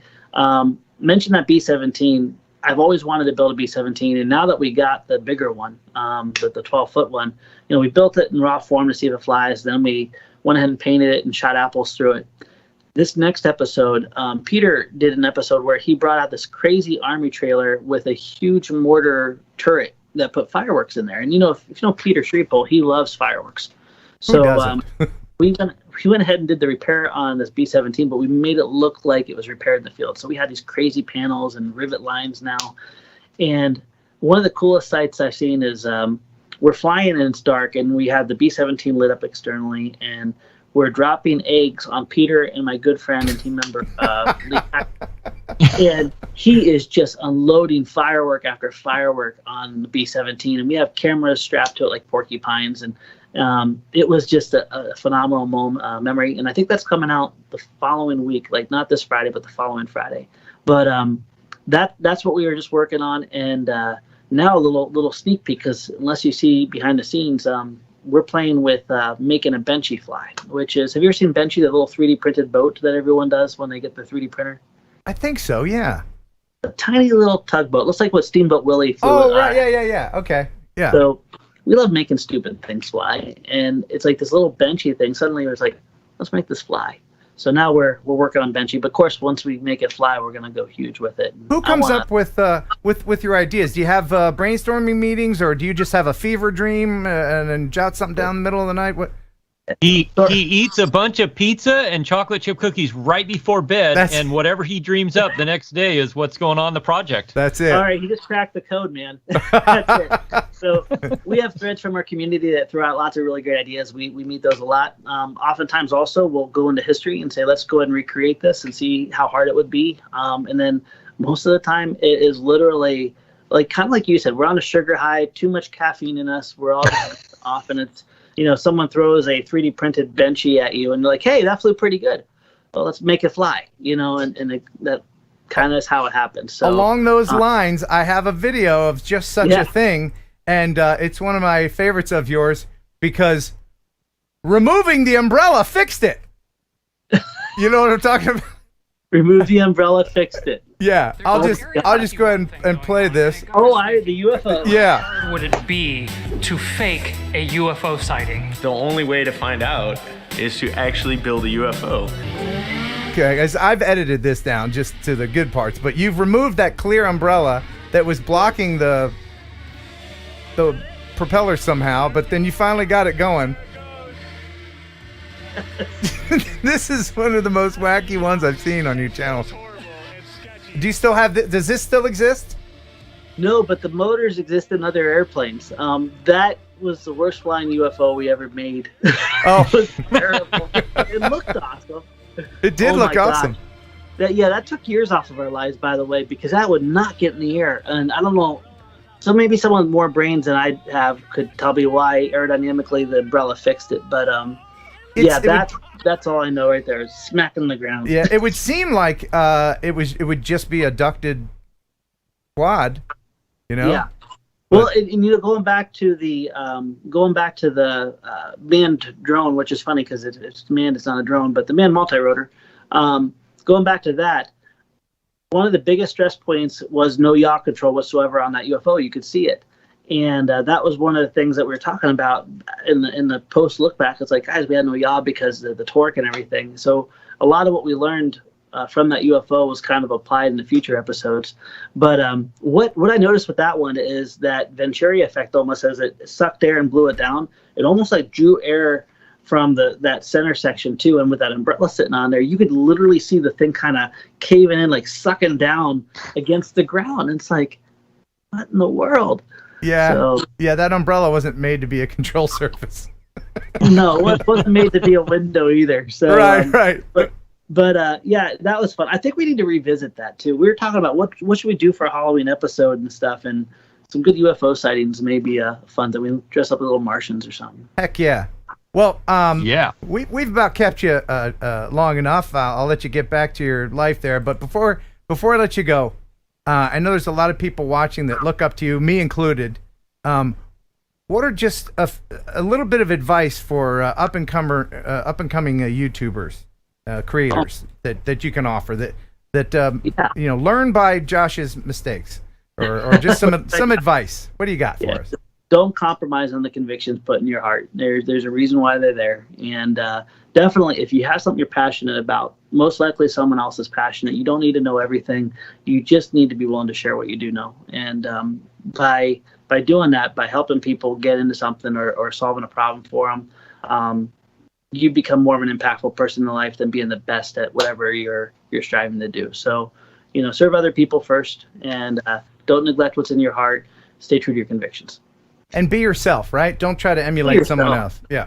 Yeah, embrace the brokenness that's within you, and understand that's how you're created, and love it. So, right. Absolutely. I started out my channel, yo, it's your boy Ken. Hit that like button, press the subscribe, yo. But it wasn't just somehow, I don't know, somehow it just didn't work for me. Some about that, I don't know. There we go. Oh, that's it. Yo. Yeah. Slap that like. Check out my Insta. Anyway, awesome. Thank you so much, Josh Bixler from Flight Test. Very much appreciate your time tonight. Josh, thank you both.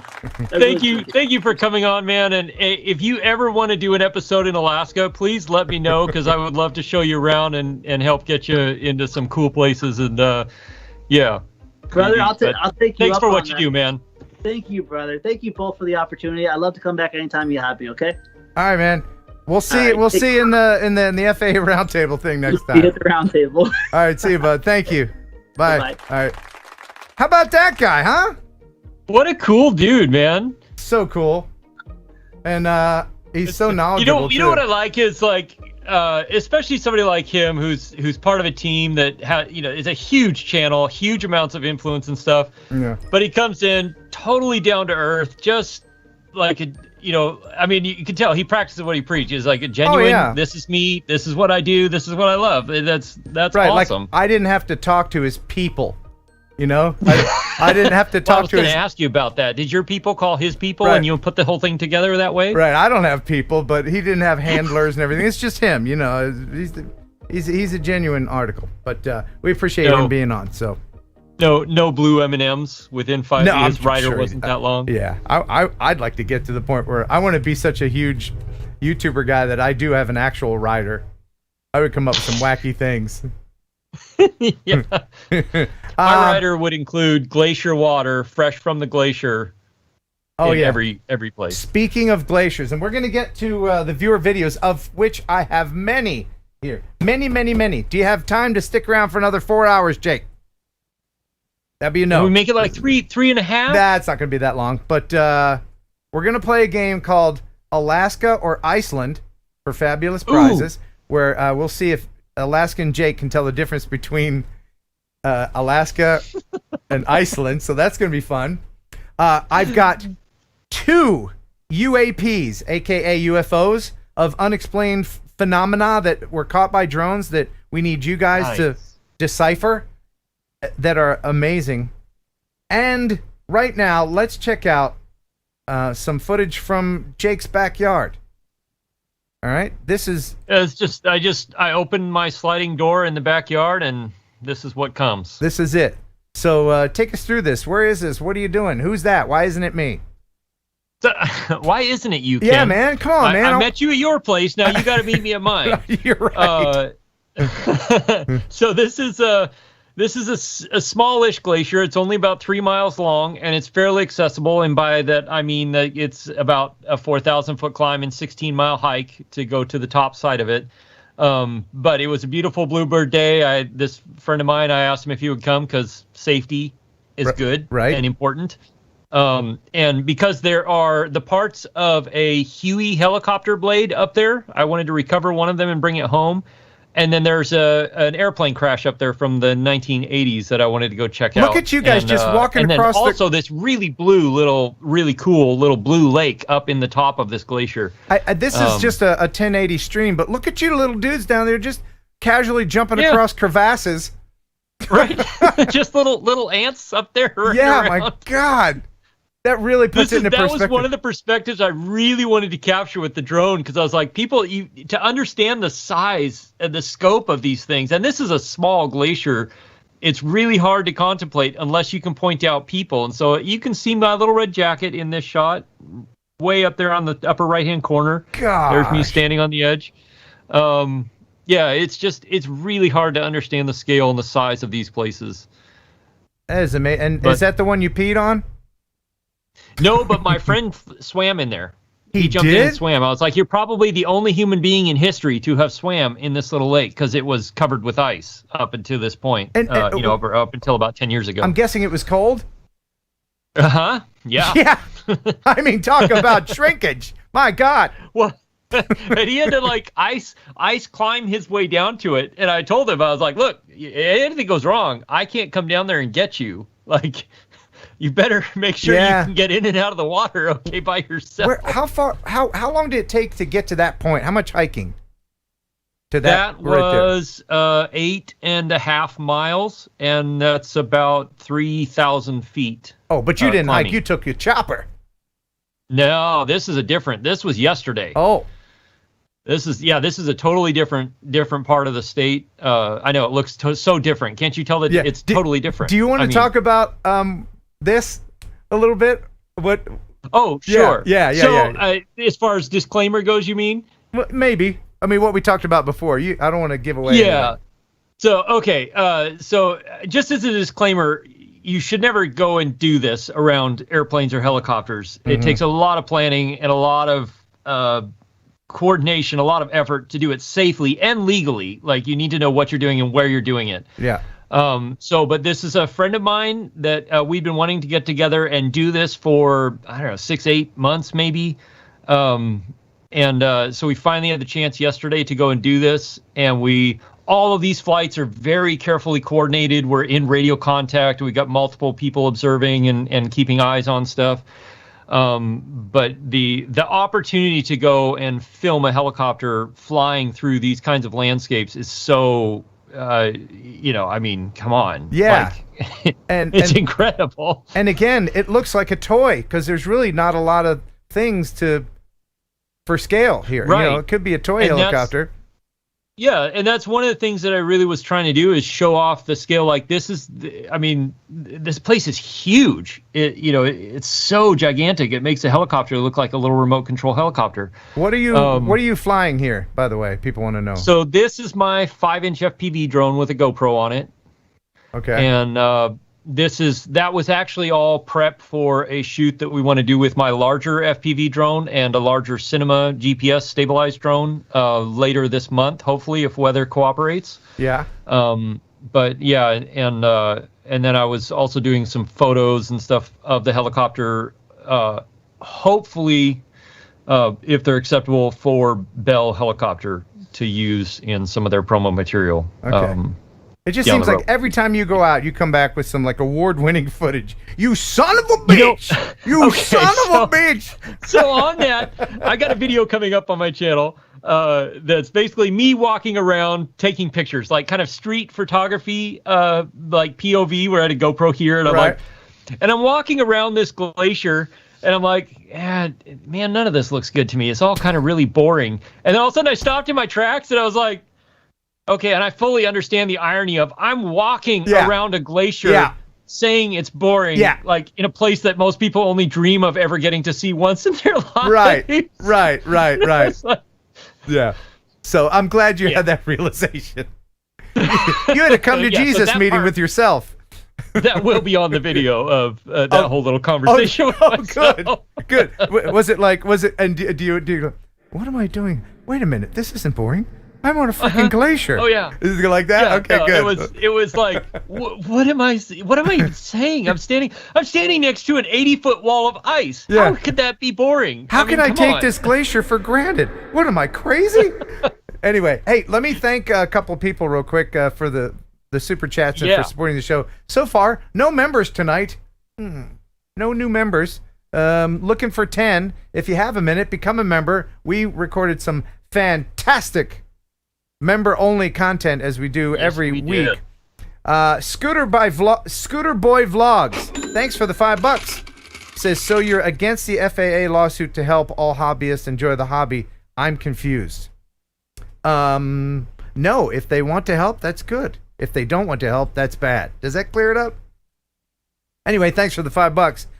Redbeard the Pilot with the $5. In your conversations with the FAA, did the idea of your CBO get weighed against any of the DHS concerns, or did that not come up? Yes. I'll get back to you. I have your email. This is a longer answer than I can do right here. Ben T. Thank you, Ben T, for the $10. Warthogs are my favorite aircraft. Used to see them a lot in the USAF, in the Air Force here in Bergstrom back in the day. Awesome, Ben, and thanks to all who served for your service. Thank you so much. And TJ Grady, my goodness, $50, man. Thank you, TJ. Ken, sorry for missing the train. A little extra to make up for being late. We sure do appreciate everybody hanging out. Now, did I miss? I wanted to get to these viewer videos. We'll play the game here in a second. I'm going to give you a chance to win a GPC case for the ST case and some freewellgear.com filters. All right? Oh, that's coming up. You know how good those Freewell filters are? They're really good. They're metal and glass. They're not cheapo. They are, but here's the thing. I recently buried my Air 2S in a ice cave. I may have connected with the ice cave wall. It's unclear how the drone went down, but it went down in some glacier silt mud, essentially, and after replacing a few props and cleaning off all of the mud and silt that was on it. Do you know those Freewell filters still did not scratch? They say they're scratch proof, and I was like, oh, yeah, it's a nice marketing. I mean, I got a lot of Freewell filters, but they are really, apparently, they're really scratch proof. I want freewellgear.com to make my glasses, because their glass on their filter is really good, and it has to be, because their stuff gets put on action cameras and stuff that you drop and crash and everything. So Freewell Gear. Maybe crash into an ice cave wall and go into the mud, and they're ice cave wall. I mean, I don't do that. I don't do that. No. I've heard people do. You're talking about a friend of yours. Yeah. There's a guy I know. That has done that once or twice or 3 or 4 times. So we've got so many viewer videos. Let's start with number 1, but we will hear from Tammy Jean. Tammy Jean sent us one. And like I said, a couple UFOs too. So we'll start with a hot air balloon. Oh, lovely. Gotta love those hot air balloons. Oh, man. I want to fly around a hot air balloon sometime. I've got a hot air balloon coming on the show. Hot air balloon. Do you really? Pilot. Hot air balloon pilot coming on the show. A couple weeks. Oh, that's cool. This is from Pat Chando. He says, Ken, I'm a subscriber to your channel and watch weekly. I've been shooting a video for my balloons for ages and just got a DJI Mavic Pro 2 this year and started going out to sites to capture my friends from a different perspective. I have all of the permissions, so everything is good to go. I definitely use Epidemic Sound because it's not crap. Thank you very much. Right. P.S. If you are ever out my way in Albuquerque, New Mexico, you got yourself a ride. Oh, heck to the yes. Oh, my goodness. It's been probably 20 years since I've ridden in a hot air balloon. Thank you so much. That's from Pat Chendo. Incidentally, if you want to send in a video and share it, have it on the show, Ken Heron upload at gmail.com. Make sure to include your music source, because as we all know, YouTube gets its panties in a wad, and then they'll... Boy, do they ever. Oh, boy, they do. So, Epidemic Sound, there's links in the description for a free 30-day trial, during which time, if you use any of their sound effects or music on your social media, and then after the 30 days, you're like, meh, I can't afford it or whatever, then you got it, man. They will not fault you. You can stop, and they will still honor that music, so you won't get a strike or whatever. And remember, if it's not Epidemic, it's crap. That is true. That is a fact. That's right. And it keeps YouTube from getting itself in a kerfuffle about copyright stuff. Oh, YouTube. They clutch their pearls over the littlest thing, don't they? Dear Lord. Brad Henderson sent this in. This is really, cool, really great. As the 20th anniversary of 9/11 is in just a couple days here. This is a flag memorial. It says, Ken, here's a video of mine I made using my DJI Air 2S. The Flags of Valor nicely framed shot. Yeah. The Flags of Valor is a week-long event held in Art Hill Forest Park to honor the victims of 9/11, the first responders who lost their lives and those who have made the ultimate sacrifice to keep our country safe fighting the war on terror. There are 7,000 plus American flags standing between September 4th and 12th, honoring and remember each service member who has died, and information dog tag and a picture of the hero. Thank you, Brad Henderson. Yeah, this is really well done, and respectfully done, too. Yeah.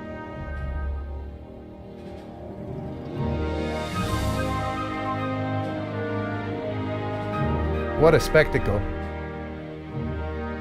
That's spectacular. Yeah. Really puts into perspective how many, each one of those is a life that was lost.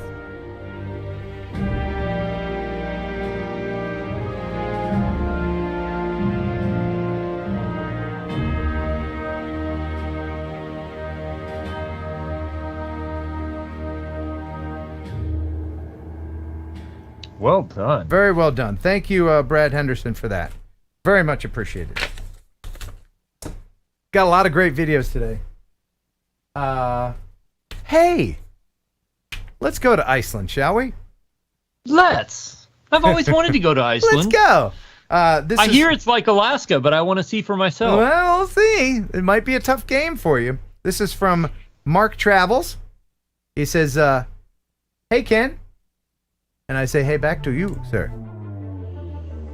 Oh, yeah. Hope you're doing all right. I just wanted to share this short drone clip with you from my motorcycle journey in Iceland. It's an abandoned DC plane in, good Lord, I can't pronounce this, the umlaut, something else. I think it's more in the back of the throat. No, I can't do that. Anyway, it's in Iceland. I can't pronounce it. Have a great day, and I'm looking forward to the next TNL. Even though I can't make it live, I watch every show and really enjoy them. Keep it up, mate. Cheers from Berlin, Germany. Mark. What a great subject for photographers. This is probably the most photographed DC plane ever, seeing as how it's silver on a black background. Yeah, what a spectacular contrast. Yeah, and they could take it out of there, but it's a tourist attraction now. Fantastic. Look at this. I know there's a backstory to this. I can't remember why it's there, but it's got a pretty interesting story. And that's all volcanic rock.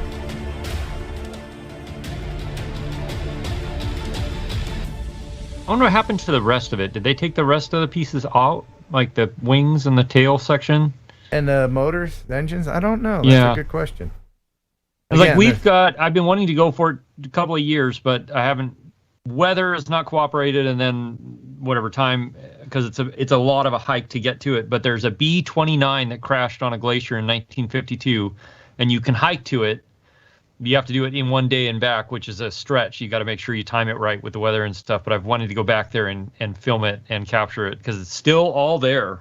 And there's a plaque that the Boy Scouts took back there honoring the servicemen who died in the crash. But I've been wanting to go back there for a few years. It's amazing how well preserved stuff in a cold, dry climate can last for so long. I'm sure there's a lot of bush planes out there too, just strewn about. Oh yeah. I found an entire 185 that had wrecked into the side of a mountain at the top of the glacier I was hiking across in the video I sent you, and it's all still there, all of it, every single piece, even the fishing lures and poles and the thermos that they were taking with them. Oh wow! It's all still sitting there. So I guess it was in 82, I think, when they went up to recover, they recovered the bodies but left everything else. Did you open the thermos? I might have opened the thermos just to see what. I mean, is that disrespectful? I thought about it, but then I was like, I don't want to be disrespectful. I took a few photos, but we really tried not to disturb anything and just kind of leave it be. I don't know. I always err on the side of caution on stuff like that. Yeah, that's probably true. I mean, there's some families that probably go visit the spot too. Hey, just a quick side note. I know it's in Alaska. There's this movie that was made about this dude. I forget what it was called. There's this old bus, and he died in the bus. Do you know what I'm talking about? Somebody in the chat tell me what movie that is. Do you know what I'm talking about? I don't know what the movie is, but that's a very famous thing. In fact, they had to move they airlifted the bus out of its location to an easier to get to location because so many people were going out to see the bus and were getting stuck out there and having to be rescued by the National Guard. Right, because for the same reasons that the guy who went out there died. Because of the river. Because of the river and because the weather changes incredibly fast. And if you're not out there ready to deal with it, like it becomes serious really quickly. Yeah, it was called Into the Wild. They airlifted the whole entire bus to another location where it can be seen easier. Yeah, Into the Wild, Junk Pick. Wow. Mr. FPV, I think. How far is that location from you? Peter Rogers. It's a couple 100 miles. Is it? Right. Which in Alaska terms is like practically next door because everything's a few 100 miles from everything. Right. Do people on the regular take a plane to grocery shop? Is that like a thing? There are some people that do. Yeah. Wow. The distances. I don't think people in the lower 48 can really appreciate the vast distances between communities up there. It really is. No. And I don't know firsthand, but I know it's damn big. So when I was down working in the 6, 7, 8 states or whatever, when you and I met up in Nashville, we had driven from the very northern west corner of Illinois down the Mississippi all the way down and ended up kind of doing some stuff and then ended up the lowest I went was in Birmingham, Alabama. And it was like, that's so much driving. And I was like, yeah, that's about the distance between our two major cities that we just drove. Yeah. Like, you must have thought, man, you want to drive, from one major city to the next. It's fine. You just drive from New York to Orlando. It's basically about the same amount of distance. Right. You must have thought, man, these cities are awfully close together. I was like, wait, another city already? Wow. Like, were we just in the last one? Yeah. All right. I've got the UFOs, these UAP. What is the difference between a UAP and a UFO? Unidentified flying object and an unidentified aerial phenomenon. I guess. Is that what they stand for? Yeah, a UAP is an unidentified aerial phenomenon. That's a fairly new thing that is being used. And thank you very much for the becoming a member. We got our first member. All right. Yeah. First member tonight. Welcome, Paul. Welcome. And now you have access to the back catalog of all the wacky members only stuff. Good for you. Oh, man. All right. And tonight's pre-show was a doozy. It was a doozy, for sure. I think I said a bad word, too, didn't I? Mm-hmm. You might have two, maybe? Oh, that's naughty. Okay, so here's the first one. This is from great username, Prepper Frog. He says, Ken, for your consideration, sir, what do you and the viewers think this object is? All right, so here is the first UAP, and I'll play it a couple times and slow it down. Look in the upper right. Did you see it go by? Here it is again. This is an original speed, actual speed, upper right. See it go by? Zooming in. There it goes. It looked like it was yellow. Watch here, and you can see where it's coming from. Slow it down. What the heck is that thing? Is it a canary? What is that? Here it is one more time. Your thoughts on that? I think that was some high school football player who really has a heck of an arm. It did look yellow, but it was too yellow to be a bird, unless it was Tweety Bird. It was too yellow to be a bird. Yeah, it almost looked like a errant tennis ball. What are people saying? Bug, missile, tracer round. Tracer round. Maybe it was a golf ball. It was going too straight though. It was going really straight. Yeah. All right. Now that one was mysterious, but this one gave me the chills. Now I'm not into the paranormal. I mean, I truly believe. I mean, mathematically, there's certainly other beings in the universe. Sure. You have to understand that. But ghosts, meh. Whatevs. But UFOs and visitors, quite possibly. This one gave me the chills. Okay, this is from Caroline. She sent us stuff before. Hey, Ken, I was flying my little AR mini wing and had a strange encounter. Music, of course, is all epidemic. Of course it is. Thank you, Caroline. So here it is. Played a couple times. Watch in the lower left. This thing comes whizzing by. It's white. There it goes. Did you see it? Whoa. Play it again. A little bit slower. The music is fantastic. Yeah. And it's almost craft shaped. What? Look at this. Watch from here. It is. Look at that. What is that? It's not a bird. That was not a bird. It looks like one of those little a shuttle foofy things that come off dandelions. Oh, I thought you were going to say it was a shuttlecock from a badminton set. No. It's just fun saying shuttlecock, isn't it? Yes. I'm going to play that again because that really... Check this out. That freeze frame was super intriguing. Yeah, it was. Great music for this, too. Yeah, what? Watch from this point. What is that? It looked like, it's almost like a tail. Like some kind of control surface, or what do you guys think it is? Is it matrixing from the camera? I don't know what it is, but it's really intriguing. Your thoughts? You know what it would be if we were flying in a small airplane and we saw that? Or a big airplane for that matter? What? A drone. Oh, yeah. That's what it would be. Because anytime any airplane sees anything close to them, whether it's a Mylar balloon taking off from Chicago O'Hare, it's always a drone. It's always a drone. By the way, Jake, being up in Alaska close to the what's that magnetic thing? What are those? The waves? The aurora? The aurora borealis. Yes. And all that stuff. You've seen some wacky things. Have you ever seen a UFO or a... No? You've never seen... No? No, never have. Okay. I've seen a meteor come down and explode in the sky over our highway. That happened in, I think it was like 2000. Lit up the entire, it was like broad daylight. But wow. It was like this, the color before a tornado hits, that kind of eerie green that happens in the light? It was like that color, but it was like daylight in the middle of winter, in the middle of the night. Wow. That's cool. That was cool. And I have seen, when I lived in Vermont, I saw the aurora. Did you really? Yeah. It's kind of life-changing to see it. It is a phenomenal thing to see. It really, especially if you get a really energetic and really brilliant display, it's like mesmerizing. It's really incredible. They say if you see the aurora or a tornado close up, it's life-changing. I can tell you, yes and yes. I saw a tornado 2 blocks from my face in Lincoln, Nebraska. Oh, anyway, that's another story.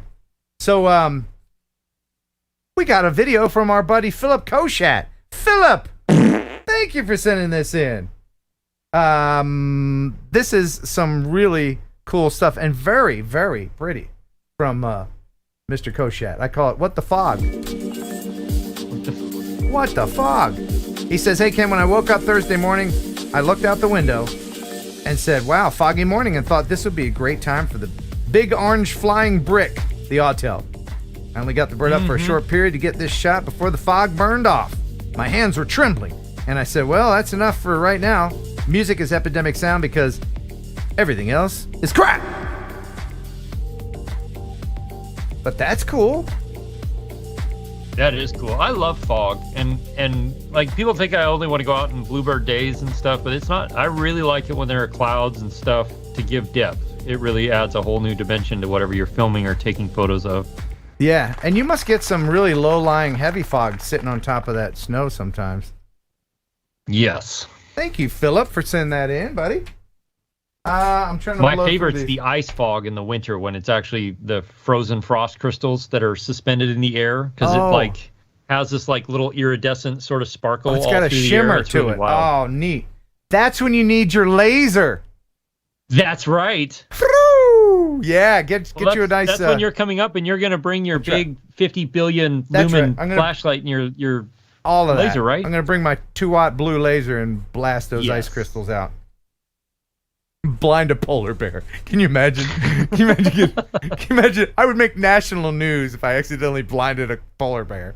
Holy crap! Oh, you would be. I'd be over the news. Oh man. no, I'd be PETA's best buddy. I'm not going to do that, PETA. So this is from the Czech Republic. Oh, cool. I think I've gotten one other video, and from the same guy whose name I cannot pronounce. He's a big supporter of the channel, and I'm going to give it my best effort here. This is from Neo Granizoni 1. Did I get it? Did I get it? We're good? I'm being told no. I'm being told no. Anyway, so this is from the Czech Republic. Let me go ahead and start this up here. He says, hey Ken, I don't fly drones like in a few months, but I was first time in mountains, and I think maybe this is good chance to record something new. So this is my last video from Izeria, which is in the Czech Republic. Thanks for your time reading this and watching. Oh, that's cool. So I want everybody to check this out. I had to. Could not be helped. But at least you're giving proper credit where it's due. Right. Hey, if you're in the Czech Republic and they need to get a price on something in the grocery store, do they go, price check, aisle 1? Do they do? No. I guess. I'm done now. I'll have to check on that for you. Okay. Look at that time lapse. Oh, that's cool. That's nice. I love Astro stuff. I can't wait to do more of it this winter. Awesome sauceum. Thank you very much. Name I can't pronounce. And I won't try again because I will butcher it. Off to Lake Conroe, Texas, which is where my dad lived before his divorce. All right. Sore subject. Anyway, this is from Rick, and this is Lake Conroe, Texas. Hey Ken, he says, just got back from a Labor Day weekend retreat at Lake Conroe, Texas to celebrate my 74th birthday with my daughter, Ashley, husband, Jacko, and granddaughter, Emma. This was shot with a DJI Mini 2, and the sound is from Epidemic. Hope you enjoy. Rick.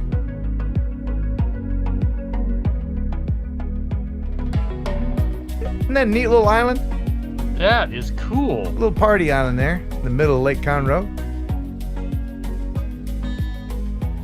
Boater's paradise out there. Oh, yeah. There we go.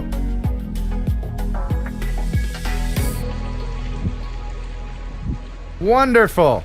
Thanks for reminding me of what Lake Conroe looks like. I don't think I'll get to visit it. It looked hot to me. That looked really hot. It's always hot there. Oh, this is a very interesting video. And we're about to play a game here. So your chance to win. So everybody get ready, okay? This is from Rob B. And I'll go ahead and start this while I talk about it. This is an FPV recovery. He says, hey Ken, longtime viewer of your episodes and live streams. I finally think I have something entertaining enough to send. A friend and I hiked to a remote area in Squamish Valley to recover a lost Apex 5-inch FPV drone that I lost surfing some waterfalls in the area. This is the actual footage from it. This location is known for grizzly bears, cougars, the animal, not the ladies, wolves, eagles, and lots of other wildlife.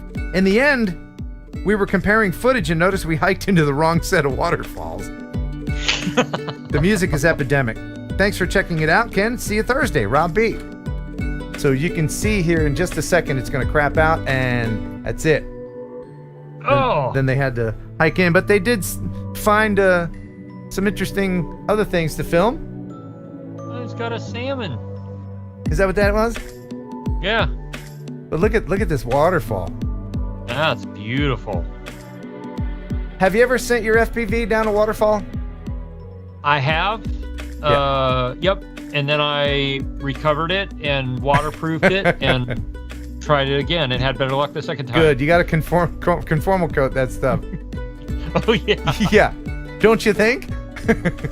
You learn that lesson the hard way after you buy a few flight controllers. Yeah, that's beautiful. There they are. The drone recovery team. Wonderful. Thanks for sending that in, fellers. Wonderful, Very wonderful, nice. wonderful. All right. Like I said, we got a lot of videos, and the viewer video of the week tonight is from somebody we all know and love. Oh, really? Yeah. And it's surprisingly beautiful. Like, I don't know why I know. When you find out who it is, it's like, wow, that person did this? I mean, I'm not. Wait, that was them? Yeah, I thought it.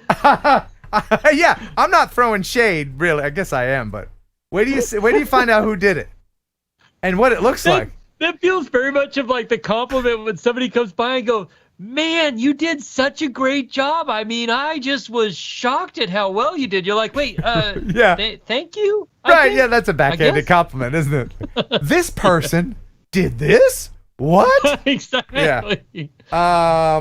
Okay. So, Jake, are you? I don't know if I've ever asked. Are you a married guy in a relationship? Are you? How long you been married? I'm married 16 years. Ooh, what's the secret? Different bedrooms? Yes, a lot of yes. A lot of compromise, right? And finding common things that you can do together, right? Very true. Yes. Does she share in your love of FPV and flying and whatnot? No. No? Well, you have other things to share then, right? Yes. Okay. I am jealous of this couple because they both like to fly, and it is Mr. and Mrs. Tam and Jean. Really? Yes. And I'll start this video. One is flying FPV, and the other is flying a fixed wing, and they're out just doing it together as a couple. And I think that's awesome. They even brought the dog. That is. So they say, "Hey Ken, here's a video from a cool spot in upstate New York. Max and I flew stuff, and I tried to chase his plane with my DJI POS drone. We had a picnic, and we watched the sunset. There's old Tammy Jean right there. Hey girl! This is how we like to spend our weekends. Hope you enjoy Tammy Jean." Oh, that is cool. That's Max Air 420 and the... Oh, is that who that is? Yeah, that's who it is, yeah. Him and Tammy Jean okay. are an item, man. Come on now. So that's cool, man. He's flying, she's flying. That's very cool. Yeah, I guess, a lot of times you drag the girlfriend out to wherever. You're like, "I'm going to fly for a while." "Oh, it's going to be fun for you, honey." "Yeah, okay, honey." And she ends up being on the phone the whole time, but, Tammy Jean's out there doing it. Hell yeah. In the chat. Go, Tammy Jean. Heck yeah. That's right. Oh, man. If I love my dog Henry. He's old. But when it comes time where I get a new dog, I'm going to honor her by naming... I'm going to get a female dog. I'm going to name my dog Tammy Jean. Nice. In honor of this Tammy Jean. But look how close. Yeah. I mean, that is really hard to do. It is. And she's getting really good, too. Yeah, anytime you're chasing somebody else who's also flying anything that flies, it's really, really difficult to maintain a good distance and to keep it framed up well. Yeah, and you have to stay in communication with them. Like, I'm going to go over here, I'm going to slow down, I'm going to left or whatever you're going to do. But awesome. Yeah. Thank you very much. Yeah, that was awesome. Tammy Jean. Nice sunset too. Woo! All right. So I mean, okay, but I don't feel like that music makes sense for Tammy Jean, being that they're in upstate New York. I know, but I think one of the first videos they sent, they were in the South, and I mean, your name is Tammy Jean. I mean, come on. I mean, yeah, the name definitely goes with that. Yeah. But all right, so let's see. I think it's time to give stuff away. Pick me! Yay! Woo! Oh wait, that means I lose, right? What's that? What's that? Oh yeah, you're not eligible. eligible. Give stuff away, that's because I'm losing? Well, you pick someone, and I'll pick someone. All right? And if you get a majority of these, then your person will win. If you don't, then my person wins. So somebody's going to win either way. So let's see. Pick me, everybody. And Jake, you pick someone. Let's try to pick someone that hasn't been picked before. Let me see here.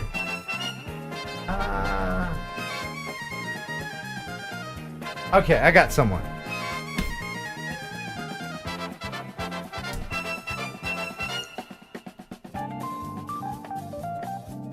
All right, I got my person. Do you have your person? Yes. Wonderful. Now you can play along at home, but this is a game that we're gonna play. And let me get my game show music. Wait. Here we go. Nope, that wasn't it. Here it is. All right, we're gonna play, and you can stop saying "pick me." Stop it! We're gonna play. This is the debut of the contest called Alaska or Iceland. I'm gonna show a picture. What? What is it? I know how well this is gonna go. Oh, I think some will be easier than others. All right. All right. So I'm gonna show you a picture, and you tell me if it's Alaska or Iceland. All right. We'll see how many you get. All right. So here is the first picture. Is that Alaska or Iceland?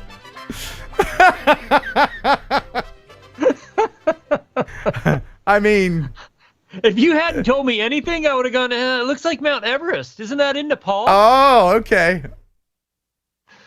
So if somebody plunked you down. I'm going to go with Alaska. Well, you are correct, sir. Correct. I think I'm doing this wrong. I'm gonna flip back and forth between two pictures. That's what I'm gonna do. Here's the other one. Okay. Okay. So that's obviously gonna be Iceland. Okay. Yeah. Yeah. Okay. So this is and I picked this because it has a funny name. That's Mount Bona. You know where that is? Have you heard of that? Mount Bona. I haven't been there, but I know where it is. That's just dirty. And this is Mount Helka in Iceland. Okay. Fun? Yes. Okay. Yes. All right, so those are mountains. I'm going to give you... So do I count that one as a... Yeah, you can count that one. You keeping score for me? Sure. Okay. All right, so the next set of pictures are lakes, okay? You tell me which one is Alaska and which one is Iceland, okay? So here's the first one, and here's the second one. So number 1 and number 2. Number 2 is Alaska. Dude, yeah. How do you know that? You know how I know? Yeah. I've been there. Yeah. I knew I'd pick a lake that you've been to. I've been there many times. Yeah. It's a really cool lake. Yeah, that's Kenai Lake, I think. Is that how you say it? Kenai Lake. Kenai Lake. Of course, I can't pronounce anything. All right. Yeah, in fact, when I did my Air 2 review and test, I photographed that lake a bunch because it's this just brilliant blue water with all the mountains around it. It looks amazing. Okay. This next one might be a little bit more difficult. Okay. I have a little... I'm going to laugh so hard if you show me pictures and I'm in one of them and then I'll get it wrong. No, it won't be like that. But this might be a little bit difficult. I have pictures of polar bears. So tell me, is this Icelandic polar bears or Alaska polar? Which one's the Icelandic polar bears, and which one is the Alaskan polar bear? Okay, it's tough to tell because they go back and forth a lot. They got some sort of visa deal going on. Yeah, they do. Yeah. So this is 1, and this is 2. On the chance that I've got a 50-50 of getting this right, yeah, I'm going to say number 1 is Iceland and number 2 is Alaska. You're correct. Yeah, this is Iceland. No way. Yeah, this is Iceland. Correct. And these are Alaskan polar bears. Good job, man. I thought I could tell. Yeah, how? The snow in Iceland's a completely different color than the snow in Alaska. Yeah. I knew you'd pick up on that. Now, this should be easy. I have 2 cities. Okay? All you have to do is name one of the cities. Okay? Right, okay. So here's city number 1. Oh, yeah. And here's city number 2. City. And the first one is Anchorage. Correct. The second one is Reykjavik. Dude, you got it! Amazing! Wow, Boom. You're pretty good, man. You're pretty good. Yeah, I was worried I was gonna have to like hand in my Alaska card or something. Yeah. How do you say that? Reykjavik? Reykjavik? It's like Reykjavik or Reykjavik. something. Okay. We'll just leave it I'm at pretty that. sure we're both like completely way off base about how to say it, but yeah. All right. If you just joined us, we're playing Alaska or Iceland. All right. I should have had just And pictures. I got one right based on the color of the snow. Yeah. Because it's distinctly different. I should have had just snowmen. You know? You should have snowmen and then like just pictures of the water. Is this blue water from Alaska or is this blue water from Iceland? Right. Which one of these is? Is this an Alaskan toothbrush or an Icelandic toothbrush? All right, one more. If people are playing along at home, I think they're having a good time. This is the best game ever. So far, actually, quite a few people have been getting it right. Yeah. I'm impressed, man. I'm Kudos surprised. to you guys. So the last one are highways, okay? Okay. And I'll show you highways, and you have to tell me which one is which, okay? So here's highway number 1, and there's highway number 2. Highway number 1. Okay, number 1 is Iceland. Number 2 is Alaska. Right! And I'm guessing, what was your clue there? The center stripe, Yeah. for one. Yeah. And then we don't have any side things like that in Alaska. You don't? No, we do, but they're totally different than that. They don't look anything like that. But you have, those are for so that the snowplows know where the road is when it snows, right? It is, yeah. And like we have ours, and in places where we get lots of snow or lots of wind drift snow, they'll go up 20 feet, and then they have these big crossbars that come out. So the snow plows know exactly where the side of the road is, and then how far over they can plow without hitting the poles or anything else that's on the side of the road. Oh my God. That's a lot of damn snow. Anyway, Yes, it is. So who is the winner of the GPC SD case? I picked Ken, which is Ken, aka 4DVPO. Ken 40po. Yes. Hey, congratulations, Ken. And now I guess I have to say who the loser is. Right? I mean, we want to know. Do we not want to know? I mean, I didn't expect to skunk you. I mean, like that's like Kelly Green level of winning there, but not with music. Yeah. I would suck it. What's more polite, just not mentioning who I picked, and let it be a mystery, or probably better that way? Do we want to know? People in the chat are like, yeah. People in the chat, you gotta let us know if you want to know. We'll find out who the loser is, and the loser is Johnny DRC. Oh. Nah, you know what? You know what? I'm going to give you one too. Johnny DRC, you got one of these as well. Because in this day and age, everybody knows, millennial parents, everybody gets a trophy. Everybody's a winner. Woo! Don't say the word no to your kids. All right. Man. Yeah. Let's see. So we did that. So you know what? That was a very, very exciting contest. I think I'm going to need... That was a challenge, especially those polar bears. Yeah, I'm going to have to step into the Raz chamber for a moment, if you don't mind. We need to rinse off, because we almost made a loser, but we're all winners here in the Raz chamber as we dip our toes in the rest of our bodies and get engulfed in the purple and blue goo.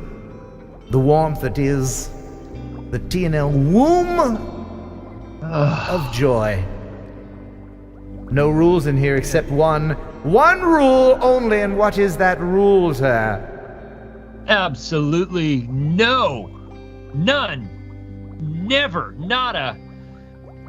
Ever can be any flatulence in the Raz. Do not fart in the Raz, but do enjoy.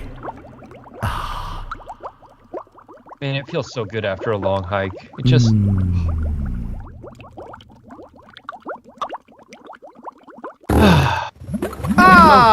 Thunderbird 6, you dirty bird! You dirty bird, you Thunderbird 6! I could see him rearing up. He was lifting one cheek. I was like, but he did it. Oh, yeah. Man, we got that one rule that everybody breaks all the time. Yeah, every single time. And then the whole filtering process, the cleaning process, it's a whole big deal. Production. It takes Ken till next week to get it fixed. I mean, I think that one's going to clog the filter. Yeah, it might. Yeah, it sounded kind of solid in there. It really did, didn't it? All right. Well, you know what? We've got to mention our sponsor. Oh, yes. Because our sponsor loves to be mentioned right after fartage. I know that for a fact. And I'm talking, of course, about RemotePilot101.com with our buddy Jason Schappert, you know, the 2-watch guy. If you want to get studied up and get the knowledge you need for your 14 CFR Part 107, then you go to RemotePilot101.com. You plug in Heron 18 and you get 30% off. And then it's good for life. So when you have to take the test again, the recurrent test, it's a lot easier. And you know what? It's just good to have the knowledge. I feel very fortunate having had to take the test since 2016, all those times. It took that many times to get it in there. But I'd say at least 37% stayed in there. So good for me. But you might be better at studying. RemotePilot101.com. They've got the curriculum and the easy video lessons put on by Jason Schappert. And you know what? If you're a lady pilot, he is nothing too shabby to look at either, ladies. So I've been told. Not hard on the eyes. That's right. He's a tan god with glowing white teeth and perfect skeletal structure. He's an Adonis in the aviation industry. He's Jason Schappert, right. And he's going to be our guest next week. Oh, cool. Yeah, he's going to be on. So go to RemotePilot101.com. Check out their YouTube channel as well. Tell them Ken sent you.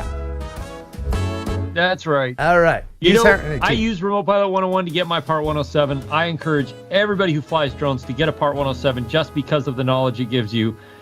And frankly, Ken, I hand out your discount code all the time. There's nothing wrong with that. Okay. Yeah, there's nothing wrong with that. You can do that. I don't get any kickback from it, but I get the cred, and that's really what I figure if it helps people get their Part 107 and get into it, and we get more knowledgeable drone pilots out there, it's good for all of us. Abso-freaking-lutely. By the way, I haven't done this in a while. Camera 2. Oh, hey. Ooh, that's different. Woo, look at all the stuff. Look at all the stuff. Look at all the stuff. Okay, and we're back. Yeah, that was a lot.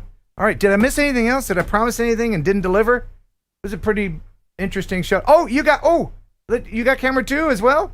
I have camera 2. Look at you. And that microphone. My desk is a total mess, but you know, whatever. You mean you put your microphone out of the camera frame? I do. And I got mine right here in front of my face? What the hell's wrong with me? I think if I put it wouldn't sound right. Because I want those.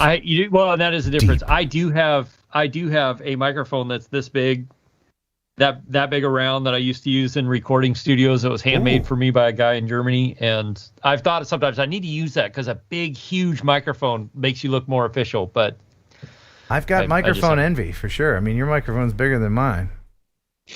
Not this one. No, not this one. No. This is just a little fuzzy thing. See, it's just a little kind. Oh, is that a shotgun, Mike? Yeah. Oh, okay. This is an Audio Technica. Do you know how old this mic is? No, but I bet it's been around for a while. They make some good mics. Jake, how old were you in 1992? How old were you? 13, 14? Were you? 14? 13. Okay. 13. So you were wearing braces and just getting hair in all those weird places when I bought this thing. Awesome. Yeah, I've had this mic forever. But anyway, so now it's time for the viewer video of the week. Amazingly beautiful from this idiot. I can't believe that. I mean, it's really a step. When you find out and you see the video, you be like, no, that guy really? No, just kidding. But the winner of the viewer video of the week and the freewellgear.com filters is the suspense. El frickin' Smeghead. Yeah! What? Yeah, that guy. What? That's what I'm saying. Yeah. Wait till you see it. Video? Viewer video of the week? Yeah, it's beautiful.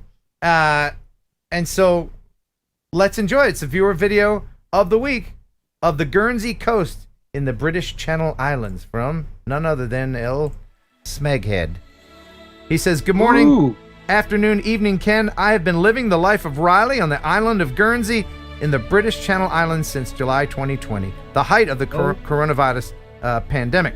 It has given me the freedom to carry on in the British spirit of things, the freedom to express myself through drone videography, and the freedom to get drunk on the weekends without the missus nagging me for attention. I know I'm not alone when I say TNL is the highlight of my week. Just keep doing what you're doing, Ken. Tell Kelly to give up tennis and get Dana back. Andy L. Smeghead Cortez. Look at this. Look at this. That is some beautiful footage so far. He's been holding out on us. Yeah. I feel like he's been like scraping together the like bits of footage that nobody else wanted and giving it to you in the past. This is like some A-grade stuff. Yeah, I've been getting the refuse video. I've been getting the scrapple of videos. Yeah. Yeah, exactly. The back bacon, if you will. Look at that, tracking while panning. Yeah. I mean, come on. Wow. And what a beautiful place. Yeah, He and talks great about- lighting. He Yeah. really picked a good time to shoot this. Yeah, he talks about Guernsey all the time, but now to finally see it, I'm like, oh, well, yeah, it is kind of a paradise.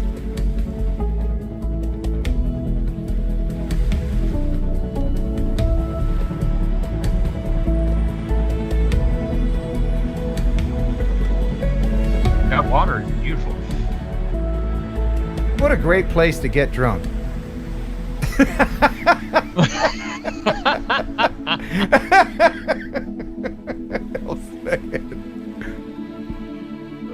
Would you jump off that rock into the water? I would. I would. Even at my age, I would do it. At risk of breaking a hip, I'd do it. Oh, yeah.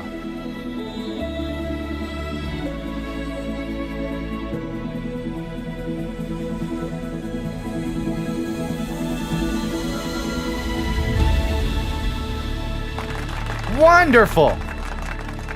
Wow. Can you believe Spectacular. that came out of Smeghead? Somebody said, Scrapple is the best thing that ever is. Yeah, I think, is that a northern thing? Do you know what Scrapple is, Jake? I do not. I saw the look of confusion on your face when I said it, but I think Scrapple, let me explain what Scrapple is very quickly. Old Scrapple, in the olden days, it originated from these fry cooks that cook breakfast and lunch and dinner and all little bits of meat and like bacon and everything that get kind of chopped up on the side. Oh, yeah. Yeah, and they put it together and they sell it as Scrapple. But now, of course, it's made to be Scrapple. But back in the day, Right. Scrapple was garbage. But It was the everything goes into one thing and gets cooked and Right. you shove it in your mouth. it's much like the licorice in taffy. I can tell you this: if you take away one thing from this show, never eat licorice saltwater taffy, because every place uses licorice as the dumpster for all the other flavors, like all little bits and pieces that come off the machine, all the leftover taffy flavors. It all gets mushed and pulled, and then you get that licorice flavor that is so strong and overwhelming. That'll More cover licorice. anything. You can make anything disappear with the flavor of licorice because it will just wipe it out. That's it. The mob used to bury bodies and use licorice flavoring instead of lime. I made that up, but don't eat the licorice. Anyway, I think that's it for today. I will give you, sir, the last word. Well, I hear that even polar bears won't try and eat you if you cover yourself in licorice. So when you come up, we might give that a shot. But fantastic show, man. The videos that people sent in this week were all really amazing. They Some were. really cool people in the audience. If you want to send yours in, you can send it here. KenHeronUpload@gmail.com. Oh, one more thing before I go. I also do a radio morning show on WGLI, Rock 98.3, Paducah, Kentucky. And I like to share some audio of this past week, in case you want to, if there's the moderators will put the caster link in the chit chat. So if you're in another country, you want to hear my morning show, we're on from 6 a.m. Central Time to 9 a.m. Central Time here in the United States. But here's some of the wacky antics that we've gotten into. Rock 98.3 WJLR. Here's some fun stuff the Brew Crew Morning Show's gotten into lately. It's National Matchmaker Day. Let's all help work together to help Ken out. If you insist on doing this, then I must insist on screening. The phone is ringing, Ken. Hello, Rock 98.3. My name is Nikki. Nikki. I know that Ken has got some probing questions, all right? Tell me your questions, Ken. All right. How old of a gal are you? I am 21. 21. I'm a youngin. She's still in the mix? How many children do you have? I don't have any kids. Oh, wow. Okay. Okay. Nikki, how often do you have to see your parole officer? I don't have a parole officer, sir. Oh, fantastic. Fantastic. Now, this is delicate. And I don't want to get too dark, but I want to ask it in a delicate way. If you were to, God forbid, have an aneurysm, something, get hit by a bus, fall over, how many pallbearers would you need? That's terrible. You can't ask a lady how much she weighs, Ken. You can't. You can't. I actually lost a shit ton of weight because I stopped eating gluten, so probably like 122 pounds. Oh my goodness. Yes, sir. We haven't ruled her out yet. No. And you're 21, huh? Yes, sir. Well, I don't know if I could date you, but I sure could adopt you. Please, I want a father. Start your day with JC and Ken. There you go. There you go. So that's the kind of stuff that it's a little more racy than here. Before we go, I did promise to talk about the car for those who are sticking around to hear about that. So my poor 2011 Mazda RX-8 has had some electrical problems. And it seems like just once in a while, this one 15 amp fuse will blow, and then that actuates the sump pump and puts oil into the rotors. And in a rotary engine, that just creates like steam engine train smoke out the back, like just horrible. I closed down the interstate once in Maryland. The people in Maryland couldn't figure it out. People in Chicago said, yeah, bring it on. Come on. We'll see you next week. All right. We'll see you Friday. I'm coming up from Tennessee. Okay. So I got Keith from D&D Aerial Views to follow me just in case anything went wrong. And thank God I did, because 2 hours away in Paducah, met him, heading up to Chicago. Boom. It happened. Replaced the fuse. 10 minutes later, boom. It happened again. Did that 2 more times. And then the car just gave up the ghost. I'm on the side of the road. I documented all this. This is my next video, by the way.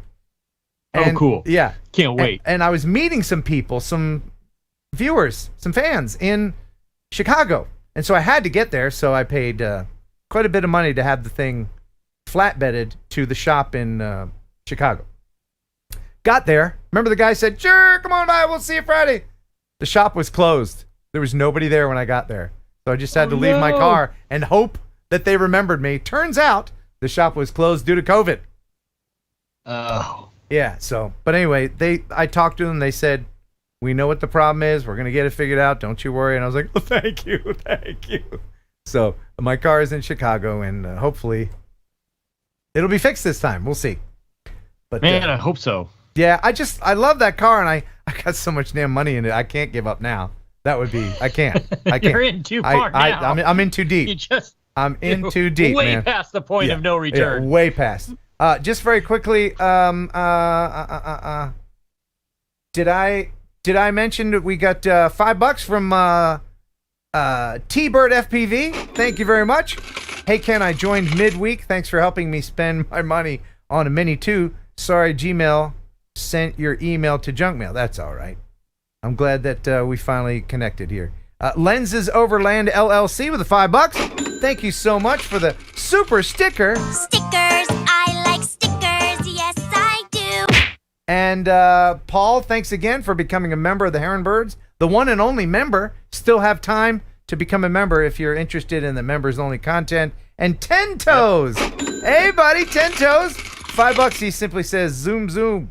And ladies and gentlemen, entering the arena right now, it's Jimmy J.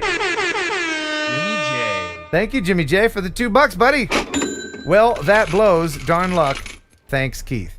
Indeed. And with that, that's the end of the stream. We hope you enjoyed the show half as much as you would have if it had been twice as good.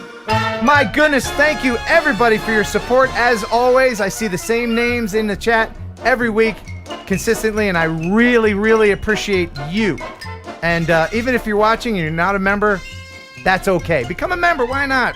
Thank you so much, Josh Bixler from Flite Test, for being on. Such a cool guy. And thank you to Sean Geeksvana for sitting in for Jeff Sills for the news. I did speak with Jeff. He went to the doctor, and I think he'll be back next week. He's feeling a little bit better. Thank you, Jake, for sitting in for the tennising Kelly Green. And until next time, and bye.